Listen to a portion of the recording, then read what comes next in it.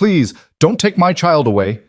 The desperate scream tore through Dustridge's marketplace like a knife through silk. A mother on her knees. A child's hands being pried away. A debt collector's cold smile. This is the story of how one silent man's courage changed everything. Stay with me until the very end of this tale, and comment below with your city name so I can see how far this story travels across the world. Now, let me take you back to Wyoming, 1887. The dust of Dustridge, Wyoming had a particular quality in the autumn of 1887. It hung in the air like guilt, settling on everything it touched, coating the wooden storefronts and the consciences of good people who had learned long ago that sometimes survival meant looking away. The marketplace sprawled across the town square every Saturday morning, a chaotic symphony of shouting vendors, bleating livestock, and the metallic ring of horseshoes against packed earth. It was a place where fortunes changed hands, where the desperate sold what little they had, and where the wealthy came to remind everyone else of their place in the world's cruel hierarchy. Lydia Harrow knew that hierarchy intimately. She had lived at its bottom for 3 years now, ever since influenza had stolen her husband Samuel during the brutal winter of 1884, leaving her with a 4-year-old daughter, a mountain of debt, and hands that, no matter how hard they worked, could never seem to earn enough to climb out of the hole that widened beneath her feet with each passing month. She stood now at the edge of the marketplace, her dress patched in so many places that the original fabric was barely visible beneath the repairs, her hands raw and reddened from taking in washing for the town's more fortunate families. Annie clung to her skirt, the child's face smudged with dirt, her blonde hair tangled despite Lydia's best efforts each morning to make her daughter presentable. The girl clutched a corn-husk doll that Lydia had fashioned from scraps, the only toy Annie had known for over a year. "Mama, I'm hungry," Annie whispered, tugging at Lydia's sleeve. Lydia's heart cracked a little more, the way it did every time her daughter spoke those words. "I know, sweetheart, just a little longer. Mama needs to talk to Mr. Clay about the money you owe me." The voice cut through the marketplace noise like a blade through butter. Barrett Clay emerged from the crowd, his expensive suit immaculate despite the dust that plagued everyone else, his silver-topped cane tapping against the ground with each step. He was a man who had made his considerable fortune by understanding one fundamental truth. Desperation made people predictable, and predictable people could be controlled. Lydia's spine straightened instinctively, even as fear coiled in her stomach. "Mr. Clay, I came to discuss an extension on—" "An extension?" Barrett's laugh was cold, calculated to carry across the square. Already, heads were turning. Already, the show was beginning. "Mrs. Harrow, we've had this conversation 3 times now. Each time, you promise payment. Each time, you fail to deliver. I'm a businessman, not a charity." "Please." Lydia hated the sound of her own voice, hated the pleading quality that crept into it. "Just 2 more weeks. Mrs. Henderson said she'd pay me extra for—" "Mrs. Henderson told me yesterday she's found cheaper help." Barrett stepped closer, and Lydia caught the scent of his cologne, something expensive and foreign that seemed to mock her poverty. "Face facts, woman. You're 3 months behind on your rent. You owe me $47, and you have no means of paying it." $47. It might as well have been $4,000. Lydia had 12 cents in her pocket and a sack of cornmeal at home that would last maybe another week if she stretched it thin enough. "I'll find a way," she said. But even she didn't believe the words. Barrett's smile widened. He'd been waiting for this moment, she realized. Planning it. "I'm sure you will. In fact, I've come prepared with a solution." He snapped his fingers, and 2 men materialized from the crowd. Lydia recognized them. Travis Boone and Frank Miller, hired muscle who did Barrett's dirty work. They moved with the casual brutality of men who had stopped seeing other people as human beings long ago. "What are you doing?" Lydia's voice rose as Travis grabbed her arm. "Let go of me." "You can't pay your debt with money," Barrett announced, his voice projecting across the square where a crowd was rapidly gathering. "So you'll pay it with labor. 3 years of service in my household should settle accounts. Your daughter will be placed with a family in Denver who needs—" "No!" The word exploded from Lydia's throat. She yanked her arm free from Travis, stumbling backward and pulling Annie behind her. "You can't take my child. She's all I have." She's collateral, Barrett corrected, his tone conversational, as if discussing the weather. And technically, according to the contract you signed when you borrowed money for your husband's burial, I have every legal right to... She's 4 years old! Lydia's scream silenced the marketplace.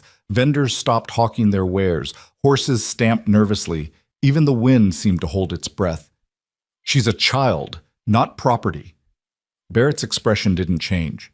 He nodded to Frank, who moved toward Annie with mechanical precision. What happened next would be seared into Lydia's memory forever. She dropped to her knees in the dirt, her hands clasped in front of her as tears carved clean tracks through the dust on her face. Pride, dignity, self-respect, all of it evaporated in the face of a mother's terror. "Please," she begged, her voice breaking. "Please, don't take my child away. I'll do anything. I'll work day and night. I'll find the money somehow. Just don't take her. She's all I have. She's everything." Annie was crying now, clutching her mother's neck with desperate strength. "Mama! Mama!" Frank's hand closed around Annie's arm. "No, no, please! Please!" The crowd watched. Some looked uncomfortable. A few women dabbed at their eyes. But no one moved. No one spoke. This was the way of things in Dustridge. Barrett Clay owned half the town, held mortgages on most of the rest, and crossing him meant losing everything you had. Better to look away. Better to pretend you didn't see. Travis produced a length of rope from his belt. "For God's sake," Lydia sobbed. "She's just a baby. Please, I'm begging you." "Ma'am, if you resist, we'll have to restrain you," Travis said, not unkindly. He probably had children of his own at home. Probably told himself he was just doing his job. Probably slept just fine at night. The rope bit into Lydia's wrists as they bound her hands behind her back.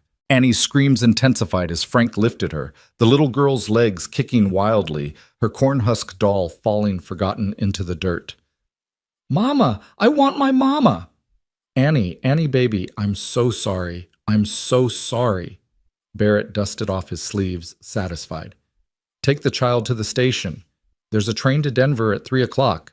Mrs. Harrow, you'll report to my estate tomorrow morning at dawn to begin—" "Stop!" The word wasn't shouted. It wasn't loud. But somehow it cut through Annie's screams, through Lydia's sobs, through the murmur of the crowd. It carried a weight that made people turn, made Barrett's self-satisfied expression flicker with something that might have been uncertainty. At the edge of the square where the marketplace met the open prairie stood a man. Lydia had seen him before. Everyone in Dustridge had. He came to town once a month for supplies, never spoke more than necessary, paid in cash, and left. Some called him Caleb Rowan. Others just called him the Quiet One. He owned a ranch somewhere in the hills north of town, ran cattle, kept to himself. There were rumors, of course. There were always rumors about men who chose solitude. Some said he was running from something. Others said he'd lost his family in some tragedy and couldn't bear to be around people anymore. A few claimed he simply preferred the company of horses and cattle to human beings. He was tall, Lydia noticed through her tears. Probably in his mid-30s, with dark hair that needed cutting and a weathered face that suggested a life spent outdoors. His clothes were simple, worn denim, a faded shirt, a hat that had seen better days. But there was something about the way he stood, something in his bearing that commanded attention, despite his ordinary appearance. He walked forward, his boots making soft thuds against the packed earth. The crowd parted automatically, instinctively, the way people move aside for something dangerous or unpredictable. Barrett's jaw tightened. "This doesn't concern you, Rowan." Caleb didn't respond. He kept walking, his eyes fixed on Frank, who still held the struggling Annie. When he reached them, he stopped, standing perhaps 3 feet away. His hand moved to his belt, and for a moment Lydia thought he might draw a weapon. Instead, he pulled out a small leather pouch. The silence that followed was profound. Caleb opened the pouch and poured its contents into his palm. Gold coins. Not many, but enough. He walked to Barrett and dropped the coins at the man's feet. They clinked against each other, glinting in the autumn sunlight. The sound of freedom, of salvation, of a debt paid in full. Barrett stared at the coins, then at Caleb. "You're joking." Caleb's expression didn't change.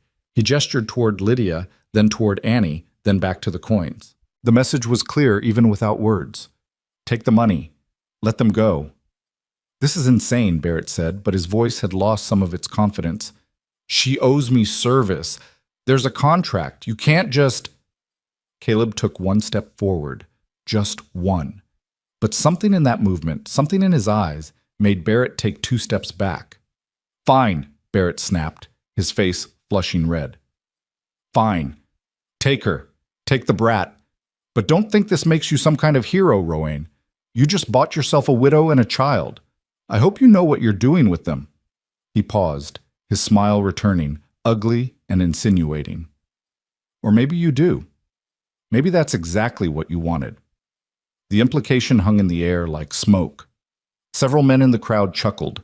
Lydia felt her face burn with humiliation on top of everything else. Caleb ignored them all. He walked to Travis, held out his hand. Travis glanced at Barrett, who waved him away irritably. Travis untied Lydia's wrists. The rope fell away and Lydia gasped, rubbing at the raw skin. Then Caleb was crouching in front of her, his eyes level with hers. Up close she could see they were gray, the color of storm clouds over the prairie. He held out his hand, not grabbing, not demanding, just offering. Lydia stared at that hand. She'd learned to distrust kindness. Kindness always had a price, and she had nothing left to pay with. But Annie was still crying in Frank's arms, and the alternative was watching her daughter be put on a train to Denver, and so she placed her trembling hand in his. His grip was firm but gentle as he helped her to her feet. Then he turned to Frank. "Give her the child," Caleb said. His voice was quiet, rusty from disuse, but absolutely certain. Frank looked at Barrett. Barrett made a disgusted gesture. Frank set Annie down and the girl immediately ran to her mother, wrapping herself around Lydia's legs with a grip that suggested she would never let go again. Caleb picked up Annie's fallen doll from the dirt, brushed it off, and handed it to the little girl.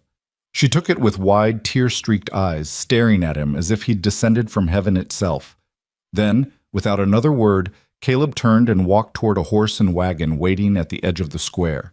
He climbed into the driver's seat and looked back at Lydia, waiting. "Go on," someone in the crowd muttered, before Clay changes his mind.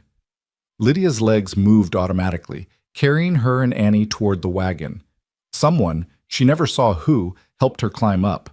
She settled onto the rough wooden seat, Annie in her lap, and looked at the man beside her. The man who had just paid $47 for strangers. The man who had stood up to Barrett Clay when no one else would. "Why?" she whispered. Caleb didn't answer. He just flicked the reins, and the horse began to move, pulling them away from the marketplace, away from Barrett Clay's fury and the crowd's judgmental stares, away from Dustridge and everything Lydia had known for 3 terrible years. She looked back once. Barrett stood in the middle of the square, surrounded by the coins Caleb had thrown at his feet, his face twisted with rage. Their eyes met across the distance, and Lydia saw the promise in his expression. This isn't over. Then the wagon turned a corner, and he was gone. The prairie stretched endlessly in all directions, golden grass bending in waves beneath the wind. Annie had cried herself to sleep against Lydia's chest, exhausted by terror and relief in equal measure. Lydia held her daughter and tried to make sense of what had just happened. "I don't have any money," she finally said. The words felt necessary, like setting terms before things went any further. "Whatever you paid for me, I can't pay you back. I can work. I'm a hard worker. But if you think..."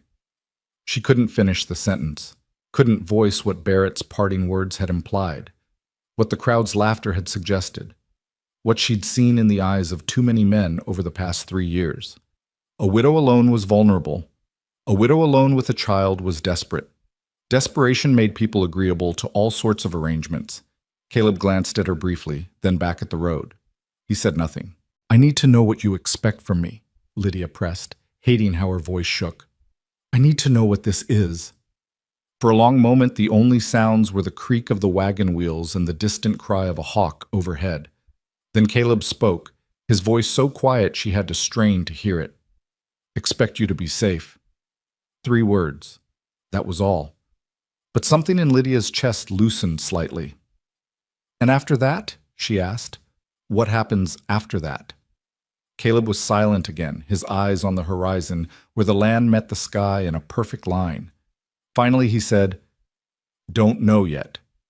It wasn't much of an answer. It should have terrified her. Instead, strangely, it gave her the first real hope she'd felt in months. Because don't know yet wasn't a plan. It wasn't a scheme. It wasn't a man who had already decided what she was worth and what he could take from her. It was just honest uncertainty, and somehow that was better than any promise could have been. They traveled for nearly 3 hours. The sun climbed higher, then began its descent toward the western horizon, painting the grass in shades of amber and gold. Annie woke once, looked around with confused eyes, then burrowed back against Lydia and fell asleep again. Lydia watched the landscape change. The flat prairie gradually gave way to rolling hills, then to steeper terrain dotted with pine trees and outcroppings of gray rock. They followed a creek for a while, the water running clear and cold, then climbed into higher country where the air grew cooler and the sky somehow seemed bigger. Finally, as the sun touched the mountains in the distance, Caleb guided the wagon through a narrow pass between 2 hills, and suddenly there it was. The ranch wasn't much to look at.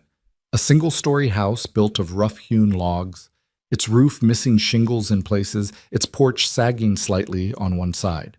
A barn that had seen better days, its red paint faded to pink in places, weathered to bare wood in others. A corral with fence posts that tilted at odd angles. A chicken coop. A small vegetable garden that looked like it had been neglected for weeks. But beyond the buildings, the land itself was beautiful. A valley stretched out, protected by hills on 3 sides, with the creek they'd been following running through its center. Cattle grazed in the distance, perhaps 40 or 50 head. The grass was thick and green despite the season. And the silence, Lydia had never experienced silence like this. In town, there was always noise, always voices, always wagon wheels, always something. Here, there was just the wind and the water and the occasional low of a cow. Caleb pulled the wagon up in front of the house and climbed down. He held up his hand to help Lydia descend, then waited while she woke Annie. "Is this heaven?" Annie asked sleepily, looking around with wide eyes. "No, baby," Lydia said. It's Mr. Roan's home." "Caleb," he said quietly. It was the first time he'd told them his given name.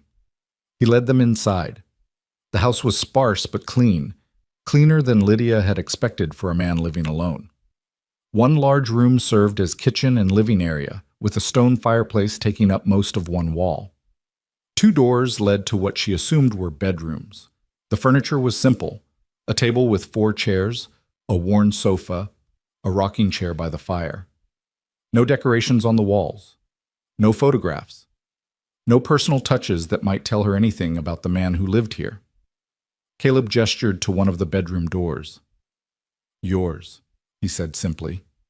Lydia opened it cautiously. Inside was a bed, an actual bed, not a straw mattress on the floor like she'd been sleeping on in Dustridge, with a patchwork quilt, a dresser, a small window looking out over the valley. It was more than she'd had in 3 years. "I can't," she said automatically. "This is too much. I should sleep in the barn, or—" "Yours," Caleb repeated, his tone suggesting the matter wasn't up for discussion. "Then where will you sleep?"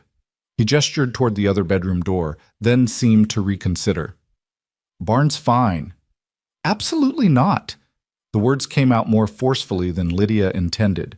She might be desperate, she might be in this man's debt, but she wasn't going to let him sleep in his own barn while she took his bed. "You've done more than enough. We'll figure out something else."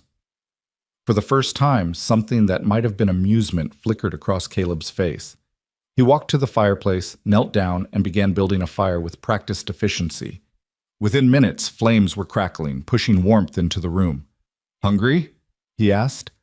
Lydia's stomach answered before she could, growling loudly enough that Annie giggled. Caleb stood and moved to the kitchen area, pulling items from shelves and a root cellar. Potatoes, onions, a slab of salt pork, flour, lard.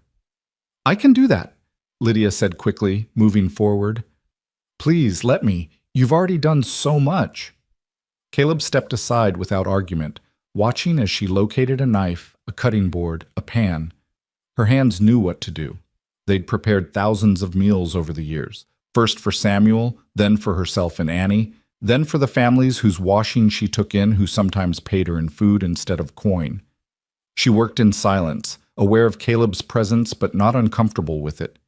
He wasn't watching her the way some men did, with eyes that lingered and calculated. He was just present.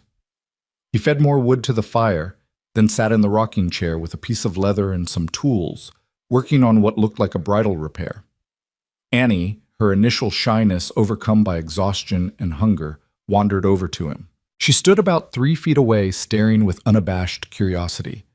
"Why don't you talk?" she asked, with the directness of children everywhere. "Annie!" Lydia spun around, mortified. "That's rude. Apologize right now." But Caleb didn't look offended. He glanced at Annie, seemed to consider the question, then shrugged slightly. "Nothing much to say."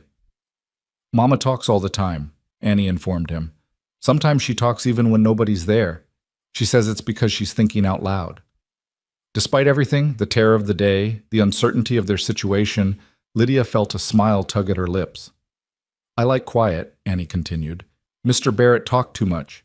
He had a mean voice." At the mention of Barrett's name, Caleb's hands stilled on the leather. His jaw tightened almost imperceptibly. "You don't have a mean voice," Annie decided. "You have a quiet voice. That's better." She plopped down on the floor near his chair, content to watch him work. After a moment, Caleb resumed his repairs, and they sat in companionable silence while Lydia cooked. Dinner was simple: fried salt pork with potatoes and onions, biscuits that weren't as good as she'd wanted but were edible, but it was more food than Lydia and Annie had seen in weeks. They ate at the table, Annie swinging her legs and chattering between bites about everything and nothing, Lydia eating slowly and watching Caleb from the corner of her eye. He ate methodically, without much attention to the food, as if eating were just another necessary task. But when Annie asked if she could have another biscuit, and Lydia hesitated, worried about taking too much, he pushed the entire basket toward the little girl without a word. After dinner, while Lydia washed the dishes in a basin, there was a pump right in the kitchen, an incredible luxury. Annie's eyelids began to droop. The day's trauma was catching up with her. "Bedtime, sweetheart," Lydia said gently. "Will you tell me a story?" Annie asked, then turned to Caleb. "Will Mr. Quiet tell me a story?" "Mr. Quiet?" Lydia repeated, confused. Annie pointed at Caleb. "That's his name, because he's quiet, like a mouse." Lydia expected Caleb to correct her, to insist on his proper name, but he just nodded slightly, accepting the moniker. I don't think Caleb tells stories," Lydia said. "That's okay," Annie yawned. "Mama tells good stories. But maybe Mr. Quiet could listen?" Lydia looked at Caleb, expecting him to refuse, to want his evening to himself after the chaos of the day. But he stood, setting aside his leather work, and followed them into the bedroom. Annie climbed into the bed, the big soft bed that was like something from a dream, and Lydia sat beside her, smoothing her daughter's tangled hair. Caleb stood in the doorway, neither in nor out, just present. "Once upon a time," Lydia began, falling into the familiar rhythm of the fairy tales she'd told Annie 1,000 times, "there was a princess who lived in a tall tower." As she spoke, weaving a tale of magic and adventure, of dragons defeated and true love found, she was aware of Caleb listening. His face remained impassive, but his eyes, those storm-gray eyes, were fixed on Annie with an expression Lydia couldn't quite read. Sadness? Longing? Memory? By the time the princess and her prince lived happily ever after, Annie was asleep, her corn-husk doll clutched in one hand, her other hand reaching out to hold Lydia's fingers. Lydia stood carefully, trying not to wake her, and turned to find Caleb had vanished as silently as he'd arrived.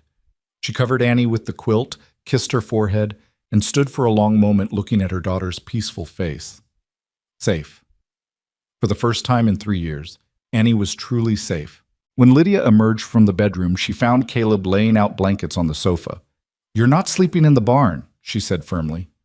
He looked at her, one eyebrow raised slightly. "The sofa's not big enough for you," she continued. "You'll hurt your back. And this is your home. We're the intruders." "Not intruders." "Then what are we?" The question came out more desperate than she intended. "I need to understand. What is this arrangement? What do you want from us? Caleb sat down on the sofa, his hands clasped between his knees. For a long time he was silent, and Lydia thought he might not answer at all. Then, finally, he spoke. Had a family once. Wife. Baby girl. Lydia's breath caught, past tense. Had. Fever took them. 4 years ago. I'm so sorry, Lydia whispered. Caleb shrugged slightly, as if sorry was a word he'd heard too many times to mean anything anymore. Ranch got quiet after. Too quiet. When I saw you today, saw him taking your girl.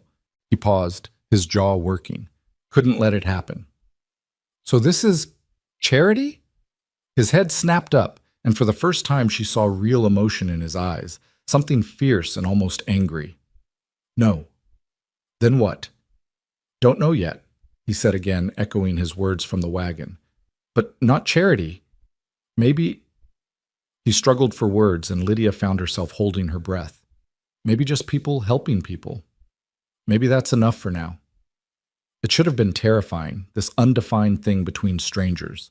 But somehow, in the firelight, with Annie sleeping safely in the next room, and this quiet man offering shelter without demands, it felt like the first honest thing anyone had said to her in years. I'll earn my keep, Lydia said firmly.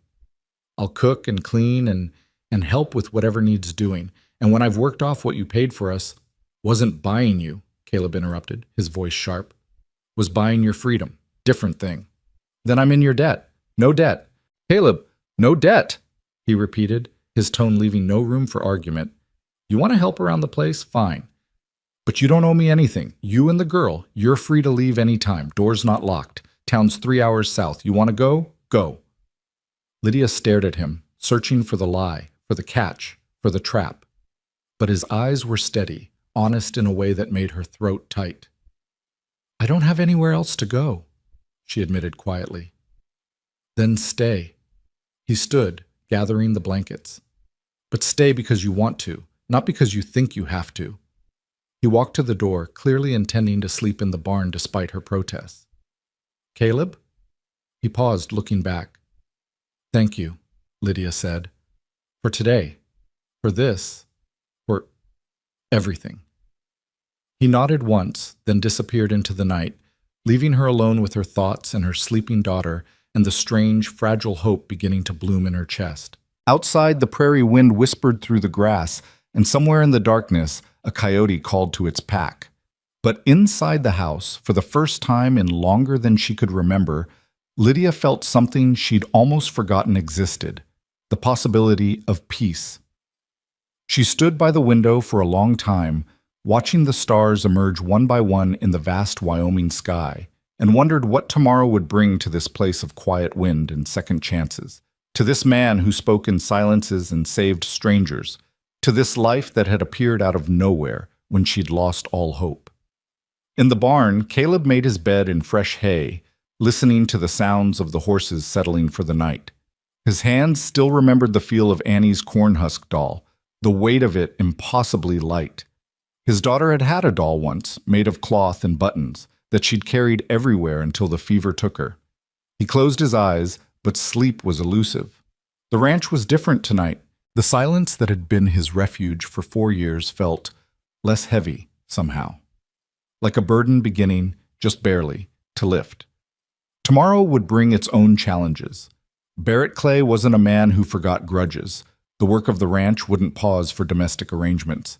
And there were 2 strangers sleeping in his house, changing everything without meaning to.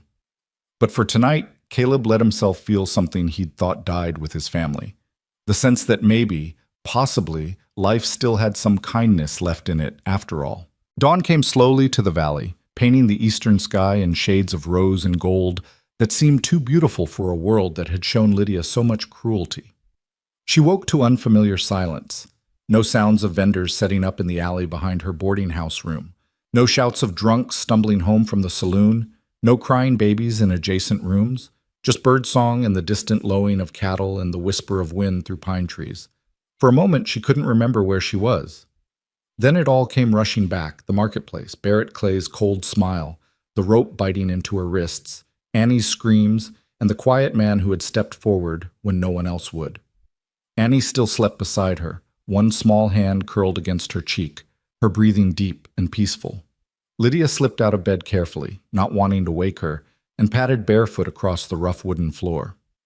Through the window she could see smoke rising from the barn's chimney. Caleb was already awake. She dressed quickly in her patched dress, the only one she owned besides the even more threadbare one she'd been washing the day before, and tried to do something with her hair, which had escaped its braid during the night. There was no mirror in the room, which was probably a mercy. She knew what she looked like. Worn out, used up, older than her 28 years. The main room was cold, the fire from last night reduced to ash. Lydia set about building a new one, grateful for the skills learned during years of poverty. Within minutes, flames were crackling, and she turned her attention to the kitchen. Caleb had basics: flour, salt, lard, a few eggs in a basket, bacon hanging from a hook, more food than she'd had access to in months. She was mixing biscuit dough when the door opened. Caleb entered, his hat dusted with morning dew, his face already showing the day's growth of beard. He stopped when he saw her, surprise flickering across his features. "You're up early," Lydia said, keeping her voice quiet so as not to wake Annie. "I hope you don't mind. I thought I'd make breakfast." Caleb hung his hat on a peg by the door. "Didn't need to." "I wanted to." She shaped the dough into rounds and placed them in a pan. "You said I didn't owe you anything, and I believe you meant it. But I need to do something. I can't just take without giving." He moved to the basin, pumped water, and washed his hands and face with economical movements. When he turned back, water dripped from his hair, and Lydia noticed a scar running along his left jaw, old, long-heeled, the kind that came from violence or accident. "Chores need doing," he said finally.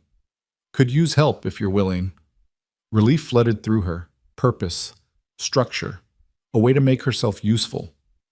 "Anything, whatever you need. Chicken coop's been neglected, garden too, mending, washing, cooking." He gestured vaguely. "Been managing alone but barely." "I'm good at all of that," Lydia said quickly. "I took in washing and dustridge. I can sew. I kept a garden before Samuel died. I believe you." His eyes met hers, steady and calm, not questioning your ability. They stood in silence for a moment, the awkwardness of strangers trying to establish new rhythms. Then Caleb cleared his throat. "Coffee?" "Please." He made it strong and black, the way men who worked outdoors seemed to prefer it. Lydia added generous amounts of milk to hers, trying to cut the bitterness. They sat at the table, not speaking, watching the day brighten beyond the windows. "About yesterday," Lydia began. "When Barrett implied that we... Doesn't matter what he implied. It matters to me." She wrapped both hands around her coffee cup, needing something to hold on to. "People will talk. They'll assume things." "People always assume things." "Doesn't that bother you?" Caleb shrugged. "Can't control what people think. Can only control what's true." "And what's true?" He looked at her directly, his gray eyes unwavering. "Truth is you needed help. Truth is I gave it. Everything else is noise." The biscuits were ready. Lydia pulled them from the oven, golden brown, better than yesterday's batch, and set about frying bacon and eggs. The domestic normalcy of it felt surreal after yesterday's terror, like she'd stepped through a door into someone else's life. Annie emerged from the bedroom, her hair a wild tangle, her corn-husk doll clutched under one arm. She stopped when she saw Caleb, suddenly shy, then climbed into Lydia's lap. "Morning, sweetheart," Lydia murmured, kissing the top of her head. "Did you sleep well?" Annie nodded, then peeked at Caleb from the safety of her mother's embrace. "Morning, Mr. Quiet." Something softened in Caleb's expression. He nodded back. "Morning." "Why are you called Mr. Quiet?" Annie asked with the fearless curiosity of children. "Don't you like talking?" "Annie," Lydia started, but Caleb held up a hand. "Talking's fine," he said carefully. "Just don't always have things to say." "Mama says thinking before talking is a virtue," Annie informed him. "But she also says I don't have that virtue yet because I'm only 4. Despite himself, Caleb's mouth twitched, almost a smile. You're honest. That's a virtue, too. Breakfast was strange and comfortable at once. Annie chattered about her doll, about the big bed, about the chickens she'd heard that morning. Lydia ate slowly, savoring each bite, trying not to think about how many meals she'd skipped to make sure Annie had enough. Caleb ate in his methodical way, occasionally glancing at them as if confirming they were really there. After breakfast, Caleb stood and reached for his hat. Got fence line to check. Storm last week knocked some posts down. Can I come? Annie asked immediately. Annie, Mr. Roan has work to do, Lydia said. Caleb, he corrected quietly, then looked at Annie. It's a long ride. Boring. I like horses, Annie said hopefully. Caleb glanced at Lydia, a question in his eyes. She hesitated. Part of her wanted to keep Annie close after yesterday's trauma, but another part recognized that letting her daughter have normal experiences, riding with a kind man, seeing the ranch, not cowering in fear, might be exactly what she needed. If it's too much trouble, Lydia began. It's not. Caleb looked at Annie. Need to stay in the saddle. No wiggling. Can you do that? Annie nodded vigorously. Then come on. Lydia watched them go, Annie's small hand in Caleb's large one as he led her toward the barn. She stood in the doorway until they emerged, Caleb on a big bay horse with Annie sitting in front of him, her eyes wide with wonder. He'd given her his hat, and it engulfed her head comically. As they rode out, Annie waved enthusiastically, and Lydia waved back, her throat suddenly tight. 3 years. 3 years of constant fear and hunger and uncertainty, of protecting her daughter alone, of never trusting anyone. And now here was this man, this stranger, taking her child riding as if it were the most natural thing in the world. She turned back to the house, determined to prove her worth. The kitchen needed thorough cleaning. The floor wanted scrubbing. The windows were grimy with dust. She worked with single-minded focus, the way she'd learned to work in Dustridge when the only thing between her and starvation was the next load of laundry, the next meal cooked, the next floor swept. By mid-morning, the main room gleamed. Lydia moved to the chicken coop next, finding it in deplorable condition. Dirty straw, broken nesting boxes, water troughs thick with algae. The chickens themselves looked bedraggled, their feathers dull. She spent 2 hours mucking out the coop, replacing straw, repairing boxes with scrap wood she found in the barn, scrubbing troughs until they were clean. The garden was worse. Weeds had taken over what had once been neat rows. A few hardy vegetables struggled for survival, some squash, carrots, onions, but most of the plot was chaos. Lydia knelt in the dirt and began pulling weeds, her hands remembering the rhythm even after years away from gardening. The sun climbed higher, warming her back. Sweat dampened her dress. But there was satisfaction in the work, in seeing order emerge from chaos. She was so absorbed that she didn't hear the horse return until Annie called out, "Mama, Mama, look, I rode a horse!" Lydia stood brushing dirt from her skirt and smiled at her daughter's excitement. Caleb dismounted and helped Annie down, steadying her when she wobbled, her legs apparently unaccustomed to riding. "We saw cows," Annie announced, "and a hawk. And Mr. All right. Quiet, let me hold the reins." "Did you?" Lydia looked at Caleb, who shrugged slightly. "She did fine." "I was very brave," Annie informed her mother seriously. "Even when the horse went fast." Caleb's eyes moved past Lydia to the chicken coop, then to the garden, taking in the morning's work. Something changed in his expression, surprise again, and something else. Respect, maybe. "Didn't expect all this," he said. "I told you I'd help." Lydia felt defensive suddenly. "If it's not what you wanted, it's good." He nodded toward the garden. "Better than good. Haven't had time to keep up with it." "What else needs doing?" Caleb looked at her for a long moment, and Lydia had the sense he was recalibrating something, adjusting his expectations. "Mending," he said finally. "Got clothes in the barn that need patching, tack that needs repair, but that can wait. You should rest." "I don't need to rest. You worked all morning. So did you." They stood facing each other, neither willing to back down. Annie looked between them, confused by the sudden tension.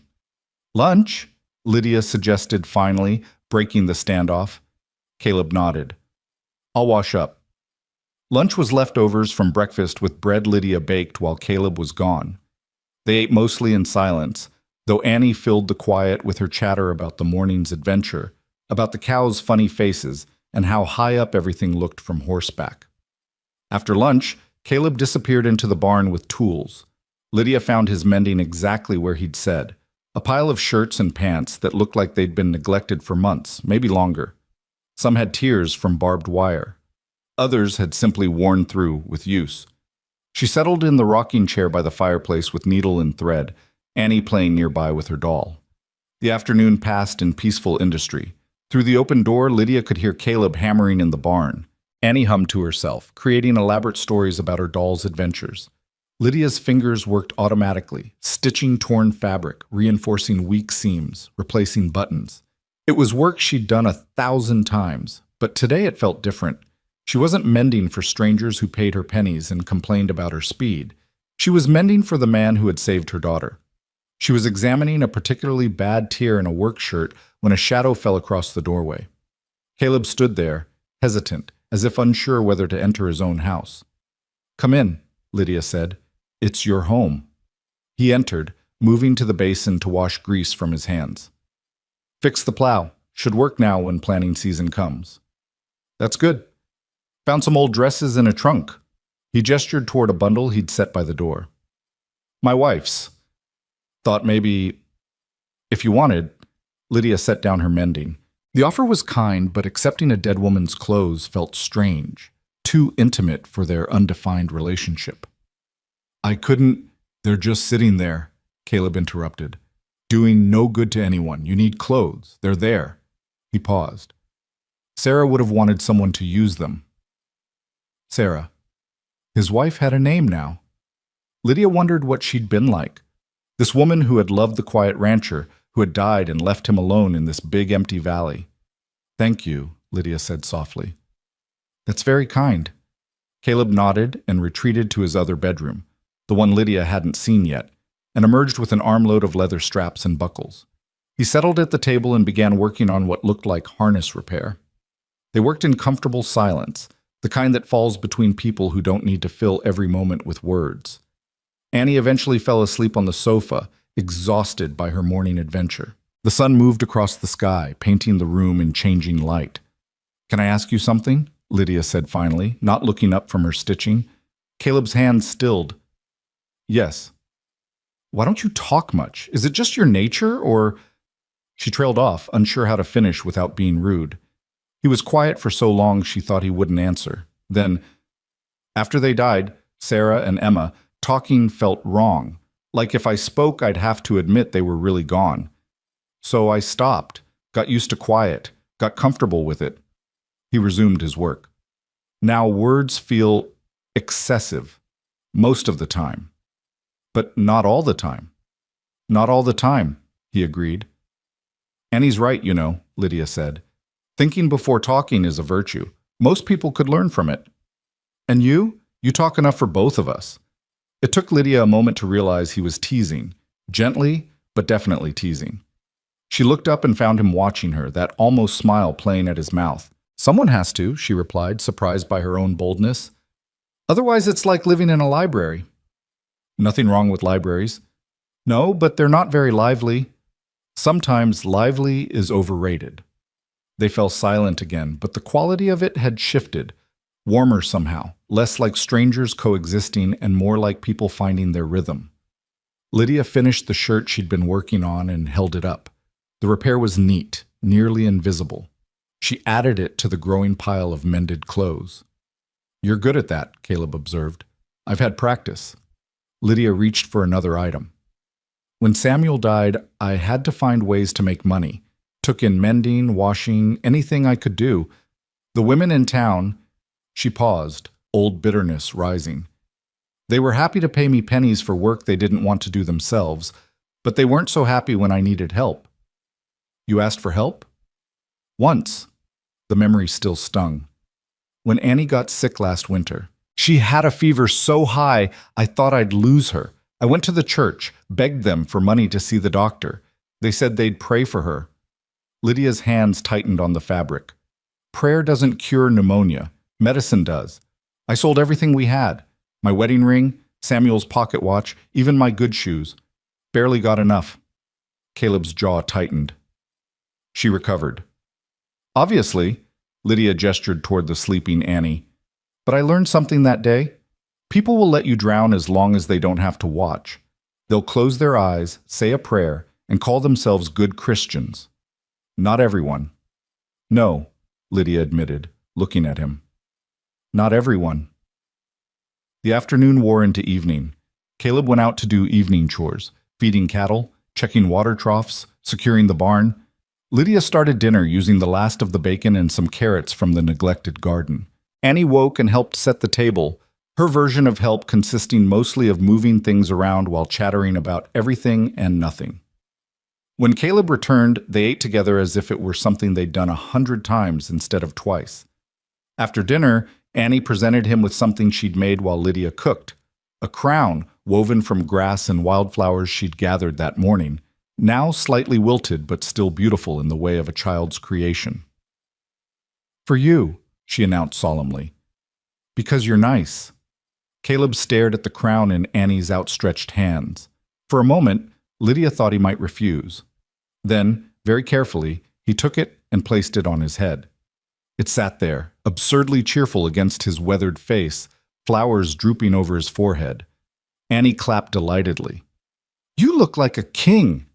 A king needs a crown, Caleb said seriously, as if discussing ranch business. He wore it through the rest of dinner, through Annie's bedtime routine, even while washing dishes. When Lydia caught his eye, questioning, he simply shrugged. She made it, he said, as if that explained everything. Later, after Annie was asleep and Caleb had finally removed the crown, hanging it carefully on a peg by the door, Lydia found herself alone with him by the fire. She'd intended to retreat to the bedroom, to give him space, but something made her pause. Thank you, she said, for wearing the crown. It meant a lot to her. It's just flowers. No, it's not. It's Annie learning to trust again, learning that men can be kind. Lydia swallowed hard. Learning that not everyone is like Barrett Clay. Caleb poked at the fire, sending sparks spiraling up the chimney. What will you do? What do you mean? Long term. You can stay here long as you need, but eventually... He trailed off. Eventually I need a plan, Lydia finished. She'd been trying not to think about it. I don't know. Go back to Dustridge, maybe. Find work. Try to save enough to... She stopped, hearing how hollow it sounded. They'd barely survived in Dustridge before. Going back seemed like choosing to drown. Or, Caleb said carefully, you could stay. Lydia's heart skipped. Stay? Ranch needs work. I need help. You need a place. He kept his eyes on the fire. Makes sense. As what? Your housekeeper? As whatever you want to be. He finally looked at her. I'm not good with words, not good with people. But I know when something works. Today worked. You fit here. I fit here, Lydia repeated slowly, testing the words. If you want to. It was too much, too fast. Yesterday she'd been on her knees in the dirt, watching her daughter be taken. Today she was sitting by a fire in a safe house, being offered a future. It felt unreal, like something that would vanish if she touched it too hard. I need to think about it, she said finally. Take your time. Caleb stood, stretching. I'll be in the barn. Caleb, you don't have to. I know, but he was already reaching for his hat.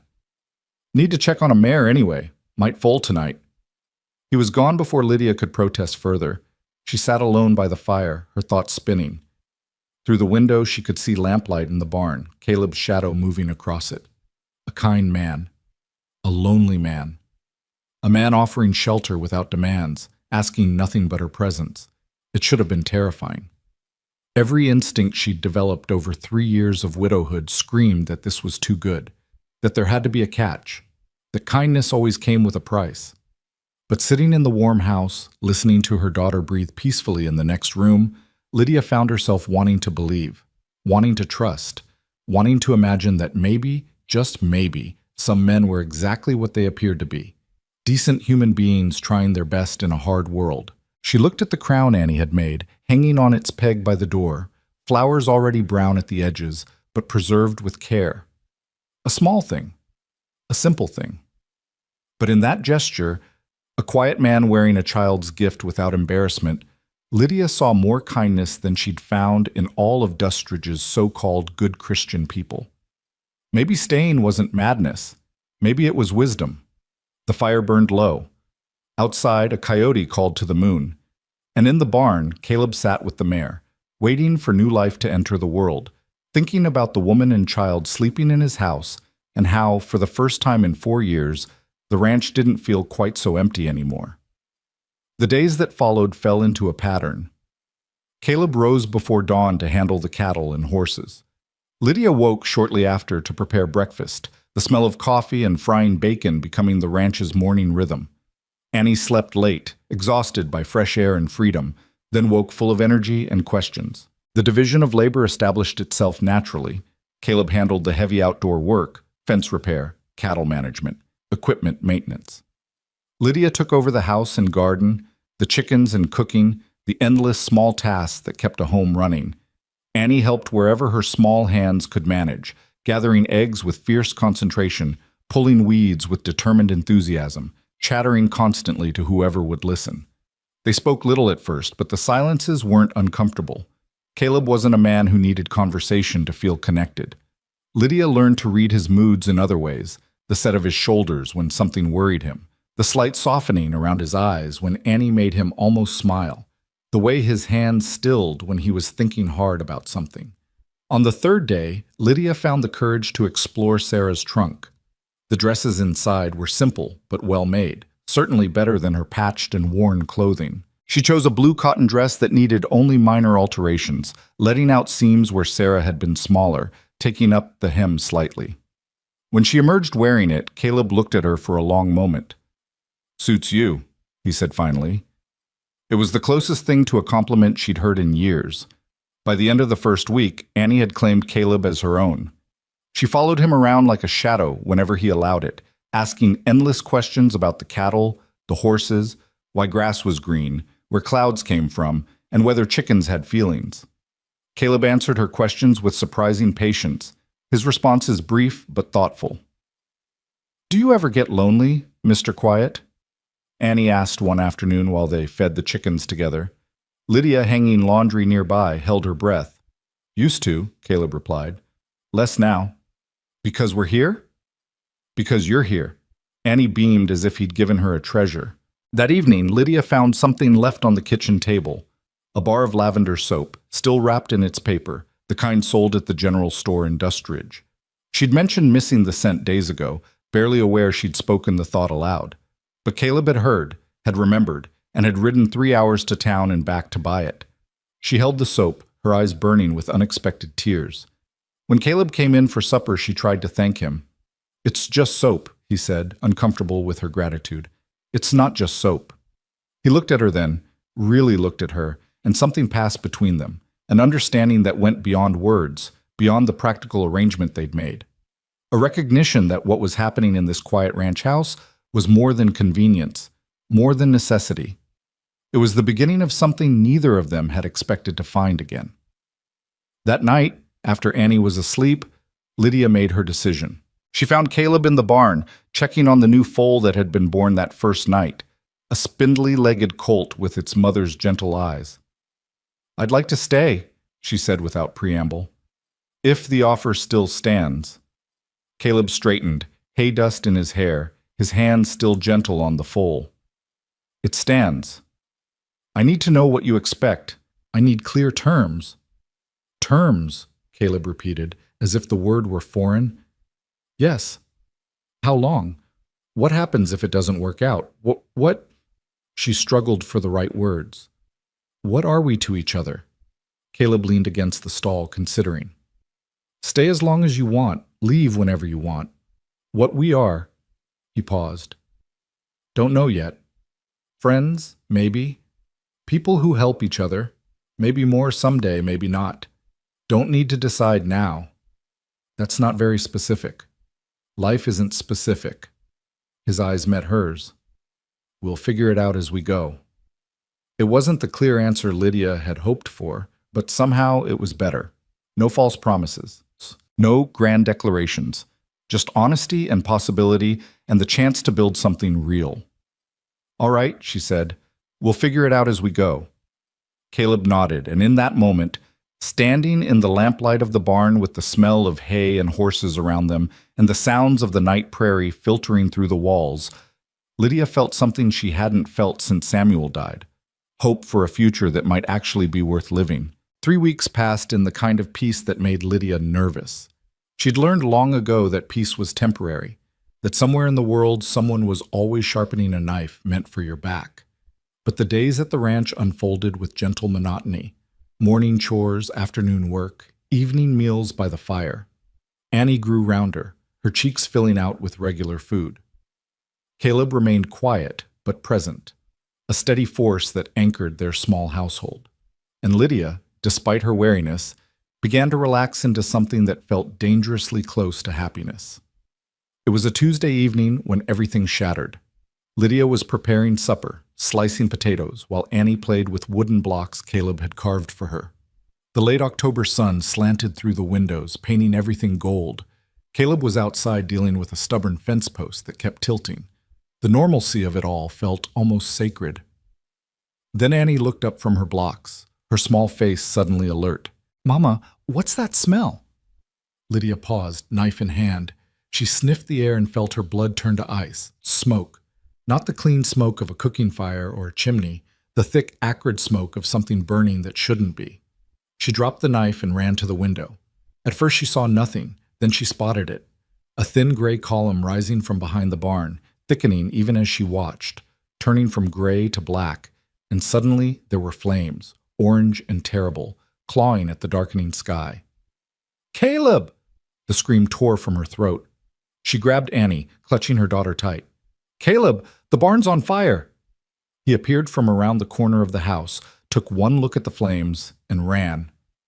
Not toward safety, not away from danger, but straight into it, toward the barn where the horses were screaming, where the new colt was trapped, where everything could be lost in minutes. "Stay in the house!" Lydia shouted at Annie, setting her down. "Don't move from this spot!" She ran after Caleb, her skirts tangling around her legs. The heat hit her 50 feet from the barn, a wall of scorching air that stole her breath. The flames had spread with terrifying speed, already consuming the hayloft, spreading along the dry timber walls.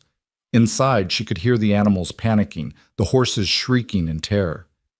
Caleb had already thrown open the barn doors, smoke billowed out, thick and choking. He plunged inside without hesitation, disappearing into that black hell. "Caleb!" Lydia reached the door, tried to follow, but the smoke drove her back, burning her lungs, blinding her. "Caleb, please!" A horse burst from the barn, wild-eyed with fear, nearly trampling her as it fled toward the open pasture. Then another. Then the mare with her colt stumbling beside her, both of them singed but alive. Caleb emerged, his face black with soot, coughing so hard his whole body shook. Before Lydia could stop him, he turned back toward the inferno. "There's more!" he choked out. "2 more horses! You'll die!" Lydia grabbed his arm, her fingers digging into his shirt. "Let them go!" He shook her off, not roughly, but firmly, and plunged back into the smoke. Lydia stood frozen, her heart hammering so hard she thought it might break through her ribs. Seconds felt like hours. The barn groaned, timber cracking under the assault of flame. Part of the roof collapsed with a shower of sparks. "Caleb!" She was screaming now, her voice raw. "Caleb, get out now!" Another horse appeared, rearing and bucking, foam at its mouth. It careened past her, disappearing into the gathering dusk. Still, Caleb didn't emerge. The smoke was so thick now she couldn't see into the barn at all, just a black void lit from within by hellish orange light. Then, finally, thank God, finally, a shape materialized. Caleb staggered out, dragging the last horse by its halter, the animal fighting him with every step. He released it, and the horse bolted. Caleb took 3 steps and collapsed. Lydia reached him in seconds, her hands on his face, his shoulders. "Are you hurt?" "Caleb, talk to me." He was coughing too hard to speak, his eyes streaming, his hands blistered and bleeding. She could see burns on his arms where embers had landed, could smell singed hair and cloth. But he was alive. He was breathing. "The animals," he gasped out. "Got them all." "I don't care about the animals." Lydia was crying now, tears cutting through the soot on her own face. "You could have died. Couldn't let them burn." He tried to sit up, coughed so violently he nearly vomited. "Couldn't." A beam inside the barn crashed down with an explosion of sparks. The entire structure was engulfed now, flames reaching 30 feet into the air, casting dancing shadows across the ranch. Lydia helped Caleb away from the heat, toward the house where Annie stood in the doorway, her face white with terror. "Mr. Quiet!" Annie ran to them, throwing herself at Caleb with such force she nearly knocked him over. "I was so scared!" "I'm fine," Caleb managed, his voice like gravel. "I'm fine, little one." But he wasn't fine. Lydia could see that. His hands shook. His breathing was labored. Blood seeped through his shirt where burns had broken skin. She got him to the porch, made him sit while she ran for water, for clean cloths, for anything that might help. "We should get the doctor," she said, examining his hands in the lamplight. The burns were bad, blisters already forming. "No doctor." Caleb pulled away slightly. "I've had worse." "Don't be stubborn." "No doctor," he repeated, his tone brooking no argument. Lydia wanted to fight him, wanted to insist, but she recognized that particular set to his jaw. Instead, she cleaned his wounds as best she could, wrapping his hands in strips of cloth torn from an old sheet. His arms bore similar treatment. A burn on his shoulder made him wince when she touched it, but he didn't cry out. Through it all, the barn burned. They could do nothing but watch as months of work, of stored hay and equipment and shelter, turned to ash and ember. The flames painted everything in flickering orange like a glimpse of damnation come to earth. "How did it start?" Lydia asked quietly, once Caleb's worst injuries were tended. Annie had fallen asleep against him, exhausted by fear, and he held her gently despite his damaged hands. "Don't know." But something in his voice suggested he suspected. "Caleb, what aren't you telling me?" He was quiet for a long moment, watching the flames. "Found something earlier today. Broken fence on the south pasture. Not weather damage. Wire was cut clean through." Lydia's stomach dropped. "Cut? You mean someone meant to let the cattle out, meant to cause trouble?" His jaw tightened. Should have realized he wouldn't stop there. "Barrett." The name was poison on her tongue. "You think Barrett Clay did this?" "Don't think. No." Caleb shifted Annie carefully, cradling her against his chest. Saw boot prints in the mud near the fence. Expensive boots, the kind a man like Clay wears. He looked at Lydia, his gray eyes hard as stone in the firelight. "He's making good on his threat. Showing me what happens when someone crosses him." Fear and fury warred in Lydia's chest. "We should tell the sheriff." "Sheriff's in Clay's pocket. Everyone knows it." Caleb's voice was flat, defeated. "Clay owns half of Dustridge. Who's going to believe us over him?" "So what? We just let him get away with it? Let him burn your home, terrorize us? Don't know what else to do." For the first time since she'd known him, Caleb sounded lost. "I'm just a rancher. He's got money, power, connections. I speak up, he'll find ways to hurt you. Hurt Annie. Can't risk that." Lydia wanted to argue, wanted to insist they fight back, but she knew he was right.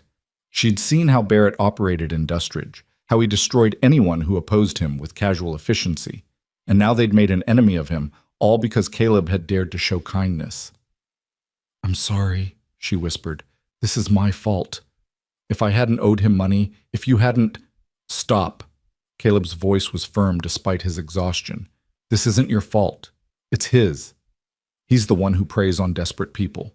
He's the one who burns barns and cuts fences. Don't carry his sin." They sat in silence, watching the fire burn itself out. Eventually the flames diminished, leaving only glowing embers and twisted metal and the charred skeleton of what had been. The smell of smoke hung heavy in the air, a reminder that safety was an illusion, that cruelty could find you even in the middle of nowhere. Lydia carried Annie to bed, tucking her in with trembling hands. When she returned to the main room, she found Caleb still sitting on the porch, staring at the ruins of his barn. She brought him water, which he drank mechanically, and sat beside him. "What will you do?" she asked. Rebuild? He said it simply, as if it were obvious. What else can I do? That will take time. Money. Got some saved. Won't be fancy, but it'll shelter the animals. He flexed his bandaged hands carefully, wincing, assuming I can work with these. I'll help. The words came without thought. However I can. Whatever you need. Caleb looked at her, really looked at her, and in his eyes she saw something shift. You don't have to. Yes, I do. Lydia's voice was fierce. You saved my daughter. You gave us shelter when we had nothing. You think I'm going to abandon you the first time things get hard? This isn't your fight. Like hell it isn't. She was surprised by her own vehemence. Barrett Clay made it my fight when he tried to take my child. You made it my fight when you stepped forward to help us. We're in this together now, whether you want us to be or not. Something in Caleb's expression softened. He reached out with one bandaged hand and touched her face, just briefly, his fingers gentle against her cheek. You're fierce, he said quietly. Fiercer than you look. 3 years of survival will do that to a person. They sat together as the night deepened, as stars emerged overhead and the embers of the barn cooled to ash. Somewhere in the hills, a coyote howled. The horses moved nervously in the pasture, still spooked by the fire. But on the porch, Lydia felt something she hadn't expected: resolve. Barrett Clay had meant to break them, to punish them for defying him. Instead, he'd forged something stronger. The next morning dawned cold and gray, matching Lydia's mood. She woke early and found Caleb already outside, surveying the damage by daylight. The barn was a total loss. Nothing but blackened timbers and ash. The chicken coop had survived and the house was untouched, but the loss was still devastating. Caleb's hands were swollen and painful. She could tell by the careful way he held them. When she brought him coffee, she saw him wince as he took the cup. "Let me change those bandages," she said. He didn't argue this time. She unwrapped his hands carefully, her stomach turning at the sight of the blisters and burns. Some had broken open during the night, weeping clear fluid. She cleaned them with boiled water, applied a salve she'd made from herbs in the garden, and wrapped them fresh. "You need to rest," she told him. "Give these time to heal." "Can't rest. Too much work." "Then let me do it." Caleb shook his head. "You don't know how? Then teach me." Lydia met his eyes. "I'm strong. I'm capable. And I'm not going to stand by while you work yourself to death with injured hands." They spent the morning clearing debris, Lydia doing the heavy lifting while Caleb directed with increasing frustration. He wasn't accustomed to being the one unable to work, wasn't comfortable accepting help, but his hands made heavy labor impossible, and eventually he had to concede. Annie helped in her way, carrying small pieces of wood to a pile, chattering to fill the heavy silence. She seemed to sense the adult's tension, trying to lighten it with her endless questions and observations. "Will we build a new barn, Mr. Quiet?" she asked. "Yes." "Will it be big?" "Big enough." "Can I help?" Caleb looked at her, and despite everything, almost smiled. "You can help." They were taking a break for lunch when Lydia heard it, the thunder of hooves, growing louder, approaching fast. She straightened, shading her eyes against the noon sun, and felt her blood turn cold. Riders. A dozen of them, at least, coming from the south at a gallop, dust rising in their wake like smoke. At their head, unmistakable even from a distance, was Barrett Clay. "Get Annie inside," Caleb said, his voice deadly calm. "Lock the door. Don't come out no matter what you hear. Caleb, now Lydia." She grabbed Annie's hand and ran for the house. Inside, she locked the door as instructed, then moved to the window where she could see. Annie clung to her skirt, sensing danger. "Mama, I'm scared." "It's all right, baby. Mr. Quiet will keep us safe." But Lydia wasn't sure she believed her own words. Caleb stood alone in the yard, his bandaged hands at his sides, facing down Barrett Clay and his small army. The riders formed a semicircle around him, trapping him, their horses stamping and snorting. Several held torches despite the daylight, flames dancing in the breeze. Barrett dismounted with theatrical flair, his expensive suit immaculate, his silver-topped cane gleaming. He looked around at the burned barn with exaggerated concern. "My goodness, Roan," he said, his voice carrying clearly to where Lydia listened. "What a terrible tragedy. A fire, was it? How unfortunate." Caleb said nothing, just watched Barrett with those storm gray eyes. You should be more careful, Barrett continued, walking a slow circle around Caleb. Accidents happen so easily on isolated ranches. Fires start. Fences get cut. Sometimes worse things occur. He paused. Sometimes people get hurt. Say what you came to say. Caleb's voice was steady despite being outnumbered. Barrett's smile vanished. I came to deliver a message. You embarrassed me in front of the whole town. You stole what was rightfully mine, a debt that needed paying, labor that was owed. I paid the debt, in gold. You paid the money, not the humiliation. Barrett stepped closer, his face twisting with rage. Do you know what people said after you left? That I'd been bested by some silent hermit. That Clay's losing his touch. That maybe I'm not as powerful as everyone thinks. Not my problem. The words were like striking a match. Barrett's face flushed red. He raised his cane and swung it hard, catching Caleb across the ribs. Caleb stumbled but didn't fall, didn't cry out, just straightened and kept staring at Barrett with those implacable eyes. Inside the house, Lydia bit her fist to keep from screaming. Here's how this works, Barrett snarled. You have two choices. One, you give me back the woman and her brat. Let them fulfill their contract, and I'll forget about this whole unfortunate business. No. Or two, Barrett gestured to his men, who moved their horses closer, tightening the circle. You learn what happens to people who cross me. Your barn was just a warning. Next time it might be your house. Or maybe something happens to that woman you've been harboring. Maybe she has an accident. Maybe her daughter disappears one night. Tragic things happen in wild country, Rowan. Everyone knows that. The threat hung in the air like poison. Lydia felt Annie trembling against her, felt her own heart hammering with primal fear. She looked around desperately for something, anything she could use as a weapon. Her eyes fell on the rifle hanging above the fireplace. Caleb's rifle, loaded and ready. She'd never fired a gun in her life. Outside, Caleb's hands had curled into fists despite the pain it must have caused. Touch them, he said, his voice low and deadly, and I'll kill you. Barrett laughed. You? Kill me? Look at you. You can barely move your hands. You're alone. I've got 12 men. You've got nothing. I've got them, Caleb gestured toward the house. And they're worth more than everything you own. You want to hurt them? You'll have to go through me. That can be arranged. Barrett nodded to his men. Two of them dismounted, moving toward Caleb with the casual confidence of men who'd done violence before. Caleb stood his ground, his injured hands raised despite the futility of it. The first man reached him, threw a punch. Caleb dodged, moved in close, drove his elbow into the man's throat. The man went down gasping. The second man was smarter, grabbed Caleb from behind, pinning his arms. A third joined in, and suddenly Caleb was on the ground, taking kicks to his ribs, his back, his head. Lydia couldn't stand it anymore. She grabbed the rifle, fumbled with the lock on the door, and burst outside. Stop! She raised the rifle, her hand shaking so badly she could barely aim. Get away from him or I'll shoot! The men paused. Barrett turned to her, his eyebrows raised. Well, well, the widow has teeth. I mean it. Lydia tried to keep her voice steady. I'll put a bullet in anyone who touches him again. Do you even know how to use that thing? Honestly, no, but she pulled the trigger anyway. The shot went wide, missing everyone but sending up a spray of dirt near the horse's feet. The animals spooked, rearing and bucking. One of Barrett's men nearly got thrown.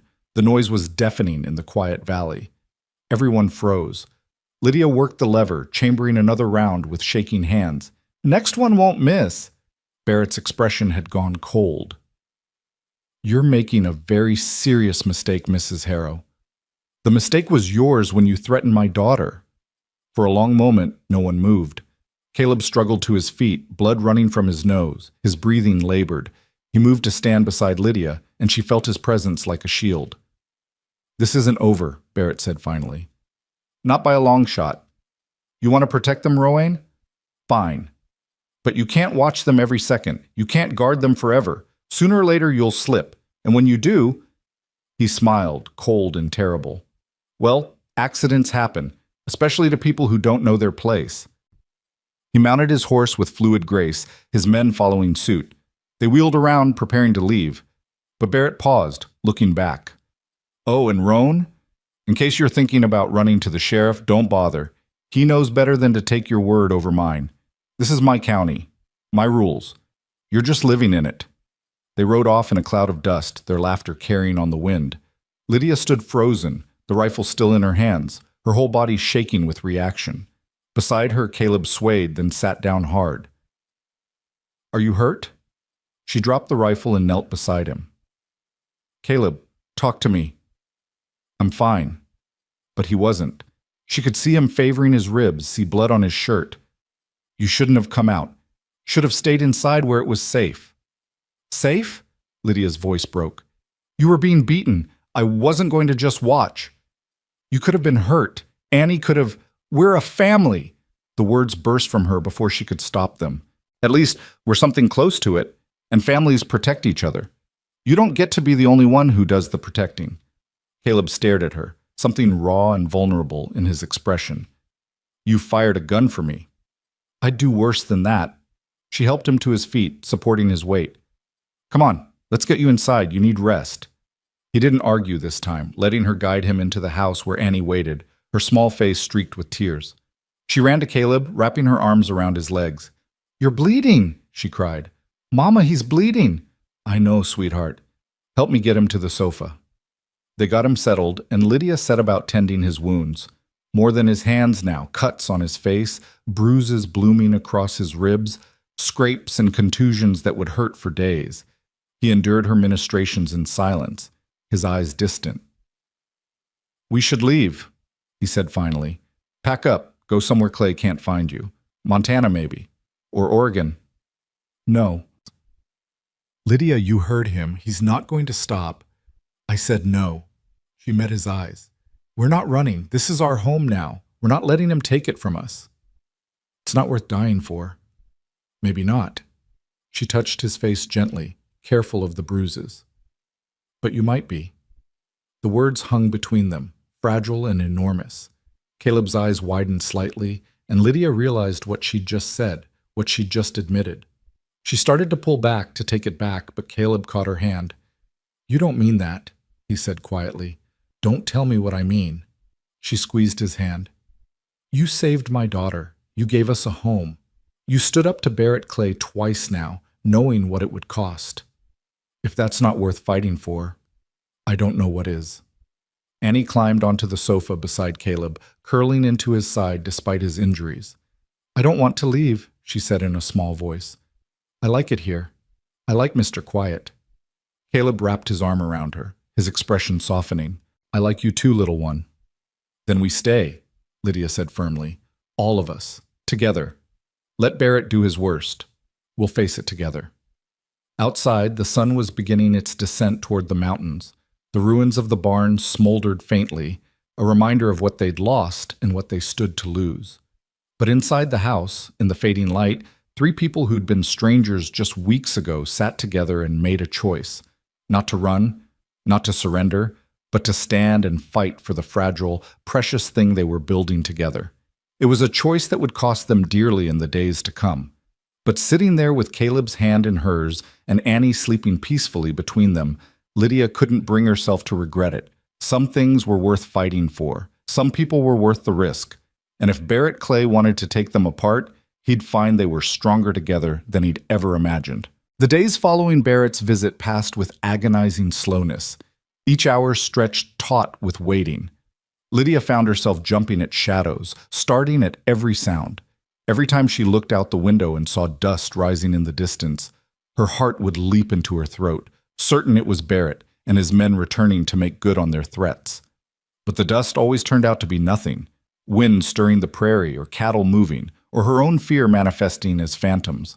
Caleb healed slowly, his ribs made breathing painful for the first week, turning simple tasks into ordeals. His hands improved gradually, the blisters drying and new skin forming beneath, but they remained tender and weak. Lydia watched him push through the pain with stubborn determination, trying to maintain the ranch despite his injuries, and it broke her heart a little more each day. You need to rest, she told him for the 100th time, finding him in the pasture trying to repair fence with hands that could barely grip the wire. Can't afford to rest. He didn't look at her, focusing on the work. Fence needs fixing. Barn needs rebuilding. Winter's coming, and we need shelter for the animals. Winter can wait a few more days. Your health can't. My health is fine. Your hands are bleeding through the bandages. That made him pause. He looked down at his hands as if surprised to find them attached to his body, saw the red stains spreading through the cloth, and finally, reluctantly, set down the wire. Tomorrow, he said. I'll rest tomorrow. But tomorrow came and he was up before dawn again, working despite Lydia's protests. She realized with growing frustration that arguing with Caleb Roan was like arguing with the mountains. You could shout all you wanted, but they weren't going to move. So she changed tactics. If he wouldn't rest, she'd help him work. She learned to mend fence, her hands soon as cut and bruised as his had been before the fire. She learned to check cattle for illness, to recognize when a cow was in distress, to doctor wounds and administer basic veterinary care. Annie helped too, in her small way, bringing water, holding tools, singing songs to keep their spirits up. 2 weeks after the fire, a wagon appeared on the horizon. Lydia's hand went immediately to the rifle they now kept near the door at all times. But Caleb, squinting into the distance, shook his head. "That's not Barrett's men," he said. "That's Tom Henderson." Tom Henderson turned out to be a weathered rancher from the neighboring property, a man in his 60s with kind eyes and calloused hands. He pulled up in front of the house and climbed down stiffly, nodding to Caleb. "Heard about your barn," he said without preamble. "Heard other things, too. Thought you might could use some help." Caleb's jaw tightened. "Don't need charity." "Good, because I'm not offering any." Tom gestured to his wagon, which Lydia now saw was loaded with timber and supplies. "I'm offering neighborly assistance. There's a difference." "Tom, now you listen here, Roan. I've known you 4 years. You're a proud man, and that's admirable.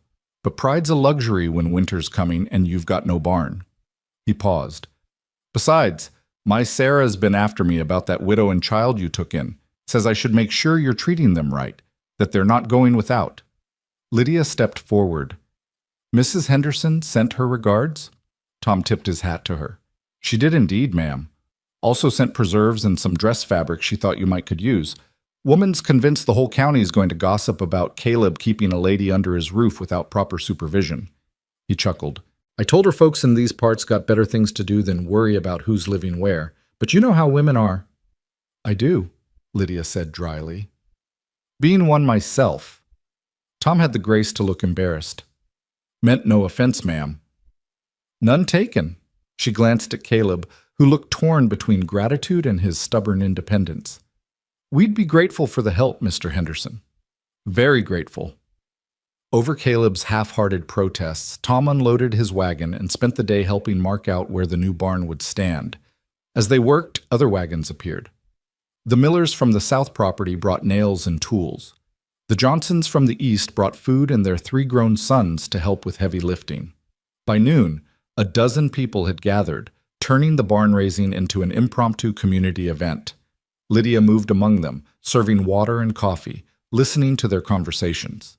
She learned that Caleb, despite his isolation, was respected among the neighboring ranchers. He'd helped the Millers during a harsh winter 2 years ago, providing hay when theirs ran out. He'd assisted Tom Henderson in finding stolen cattle. He'd delivered the Johnsons' youngest child when the doctor couldn't arrive in time during a spring blizzard. "He never talks about these things," Lydia said to Sarah Henderson, who had arrived with her husband bringing food enough to feed an army. "That's Caleb's way," Sarah replied, spreading out dishes on makeshift tables.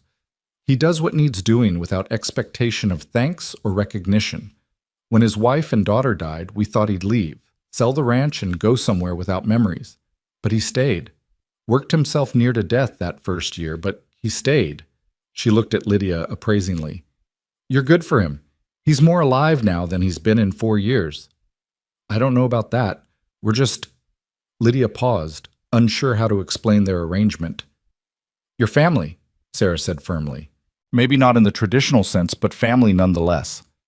Anyone with eyes can see how he looks at that child of yours, how he looks at you. And how you look at him." Lydia felt her face heat. "It's not like that." "Isn't it?" Sarah smiled knowingly. "Mark my words, dear. It will be. Give it time." By evening, the barn's frame stood skeletal but strong against the darkening sky.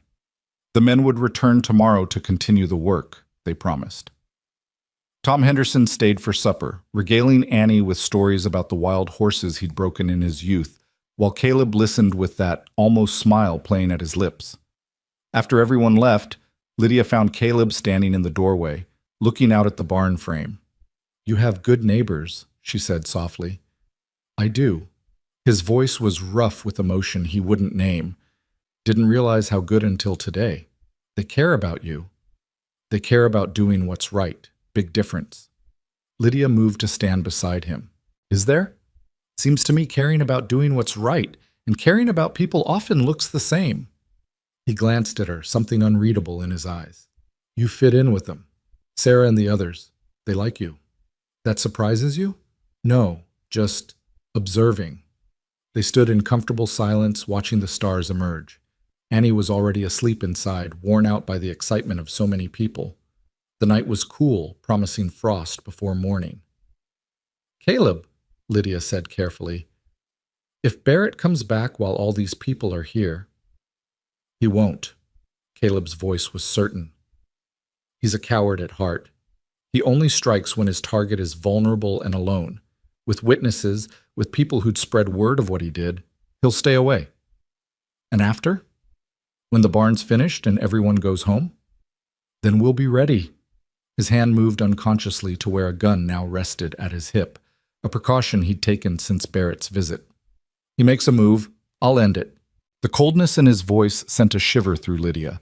This was a side of Caleb she hadn't seen, hard, dangerous, capable of violence when pushed. It should have frightened her.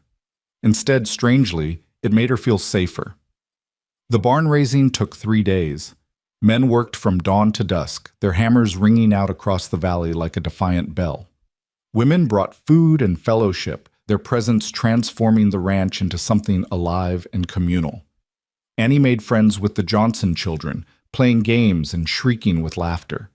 Lydia found herself part of something she'd never experienced, a real community, people who helped each other, not for profit, but because it was right. On the evening of the 3rd day, as the last nail was driven and the last board secured, Tom Henderson raised his flask. "To Caleb Roan," he announced. "Damn fool for living out here alone, but a good man despite it. And to his new family, may they bring light to this lonely ranch, and may no harm come to them." The men cheered, the women smiled. Caleb looked uncomfortable with the attention, but nodded his thanks. Lydia felt tears prick her eyes. These people, these near strangers, had just declared their protection over her and Annie, had just made clear that anyone who threatened them would answer to the community. As the wagons rolled away into the dusk, Lydia stood with Caleb and Annie, waving until the last one disappeared. "They'll talk, you know," Caleb said quietly, "about us, about you living here. Let them talk."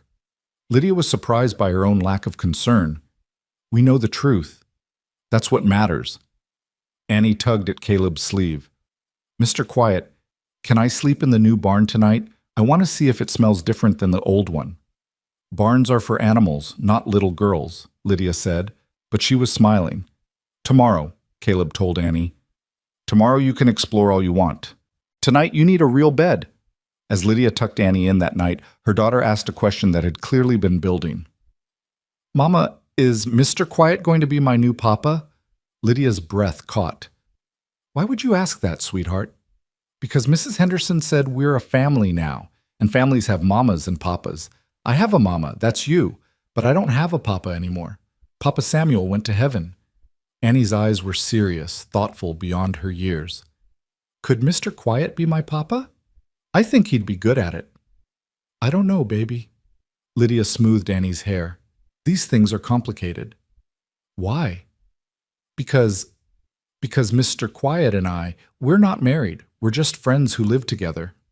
"But you like him." It wasn't a question. "And he likes you. I see how he looks at you when you're not watching, like you're special." "When did you get so observant?"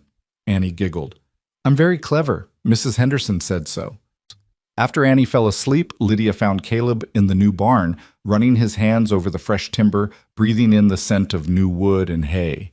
He'd moved the horses in already, and they stood contentedly in their stalls, nickering softly. "It's a good barn," Lydia said. "It'll do." High praise from Caleb. "Annie asked me if you were going to be her new father." The words hung in the air between them. Caleb's hand stilled on the wood. He didn't turn around. "What did you tell her?" he asked finally. "I told her it was complicated." "Is it? Isn't it?" Lydia moved closer. "We're not married. We barely know each other. A month ago we were strangers." "A month ago," Caleb repeated. He turned to face her, his expression more open than she'd ever seen it. "Feels longer. Feels like you've been here always."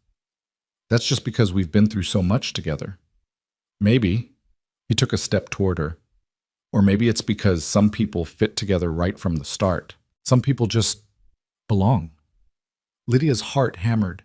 "Caleb, I'm not good with words, you know that, but I need to say this." He took a breath. "When I saw Clay's men hurting you that first day, something in me woke up. Something that had been sleeping since Sarah and Emma died.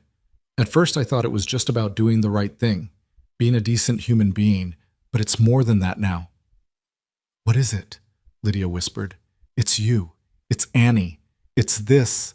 He gestured around them, encompassing the barn, the ranch, the life they'd been building. "I was just existing before, going through motions. Now I'm living again, and I don't want to go back to existing." Lydia felt tears slide down her cheeks. "I'm scared." "So am I." "What if Barrett comes back? What if he hurts Annie? What if—" Caleb closed the distance between them and took her hands gently.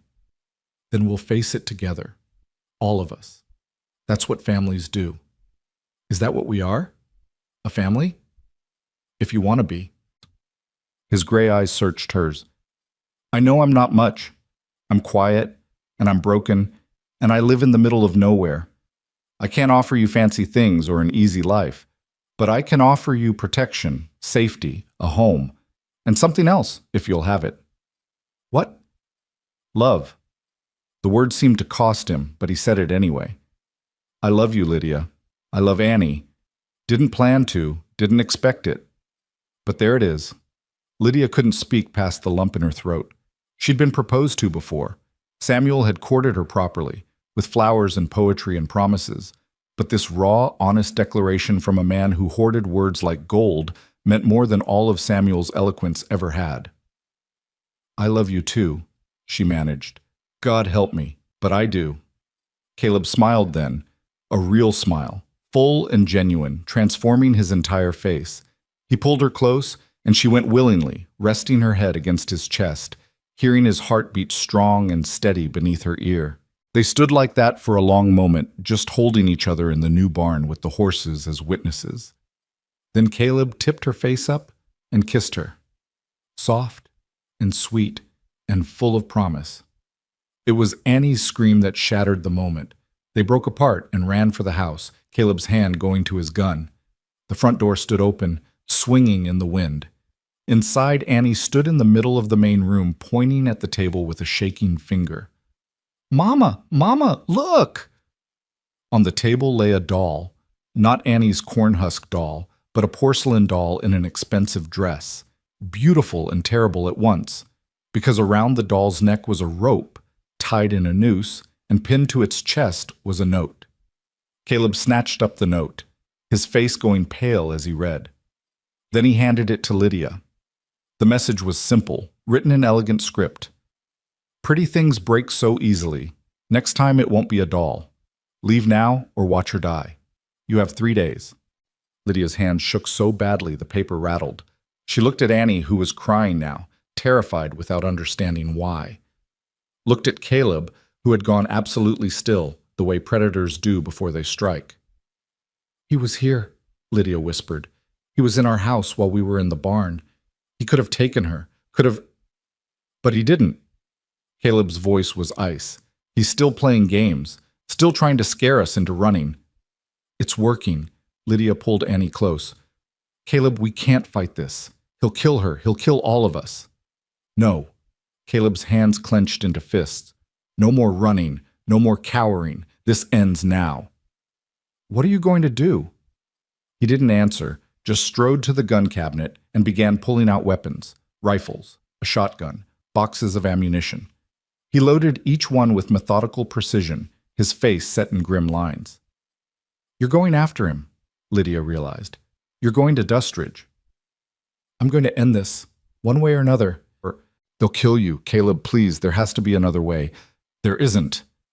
He checked the loads one final time, then looked at her. "I won't let him hurt you, won't let him take Annie. If that means riding into Dustridge and facing him down, so be it." "Then I'm coming with you." "Absolutely not. You stay here with Annie where it's safe." "Safe?" Lydia gestured at the doll on the table. "He was just here, walked right into our house. Nowhere is safe." They stared at each other, both terrified and furious and determined. Finally, Caleb spoke.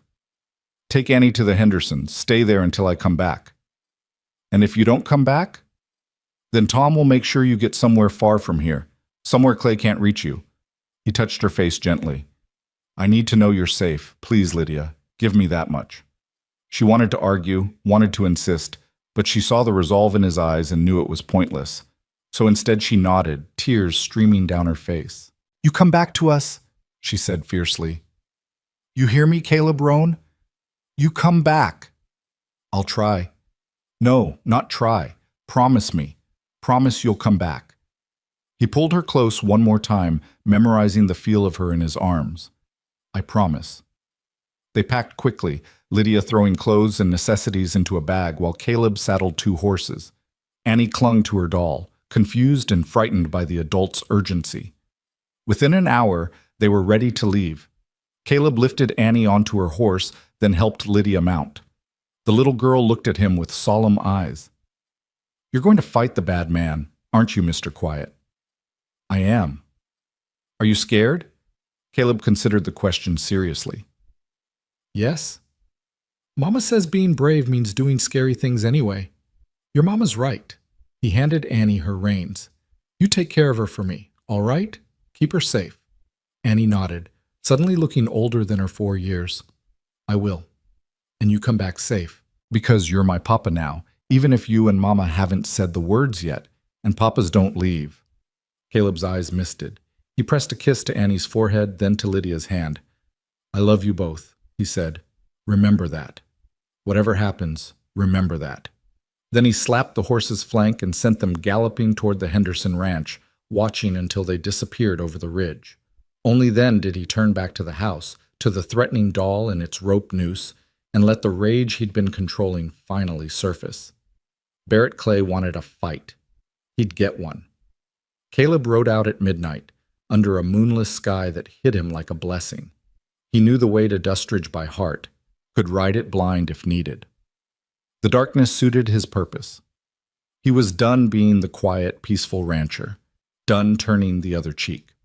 Barrett had threatened his family, and that was a line no man crossed without consequences. The town was quiet when he arrived, most citizens long asleep, but lights burned in the saloon, and that's where Caleb headed. He tied his horse outside, checked his weapons one final time, and pushed through the doors. The noise died instantly. Every head turned. Men who'd been laughing seconds before fell silent, staring at the grim figure in the doorway. Caleb's eyes swept the room and found his target. Barrett Clay sat at a corner table, playing cards with 3 other men. He looked up at Caleb's entrance and smiled, the smile of a predator who's been waiting for prey to walk into his trap. "Well, well," Barrett drawled, "the hermit emerges, and here I thought you'd take my advice and run." Caleb walked forward, his boots loud in the silence. He stopped 6 feet from Barrett's table, his hand resting casually near his gun. "You threatened my family," he said. Each word was sharp, precise. "You left a doll with a noose in my house. You terrorized a 4-year-old child." Barrett spread his hands innocently. "I'm sure I don't know what you're talking about." "Yes, you do." Caleb's eyes swept the room, addressing everyone present. "Everyone in this room knows what you do, how you prey on the desperate, how you use money and threats to control people, how you burn barns and cut fences and terrorize anyone who stands up to you." "Careful, Rowan." Barrett's smile had vanished. "That sounds an awful lot like slander." "It's truth." Caleb's voice rose, carrying to every corner of the saloon. And I'm done pretending otherwise. You're a coward, Barrett Clay. You hide behind hired guns and money. You threaten women and children. You're a bully and a cheat, and everyone here knows it. Barrett stood slowly, his face flushed with rage. You want to call me out? Is that what this is? You, alone, against me and my men? Not alone, a voice said from the doorway. Caleb turned to see Tom Henderson entering, rifle in hand. Behind him came the Millers, the Johnsons, and half a dozen other ranchers, every man who'd helped build his barn, plus several more. We heard there might be trouble, Tom said calmly, moving to stand beside Caleb. Figured we'd come make sure things stayed fair. Barrett's eyes darted from face to face, calculating odds. His hired guns shifted uncomfortably, suddenly faced with a dozen armed men instead of one. This is none of your concern, Henderson, Barrett snapped. That's where you're wrong. Tom's voice was hard. Caleb's our neighbor. That makes his concerns our concerns. And we're real interested in hearing more about these threats against women and children. Real interested indeed. The room's energy had shifted. Barrett was no longer the powerful man holding all the cards. He was outnumbered, outgunned, and for the first time in his life, genuinely afraid. You've got 3 choices, Caleb said, his voice carrying absolute authority. 1, you leave. Pack up, get out of Wyoming, and never come back. 2, I call the federal marshal, tell him about your intimidation tactics, your threats, the fire you set. Let the law handle you.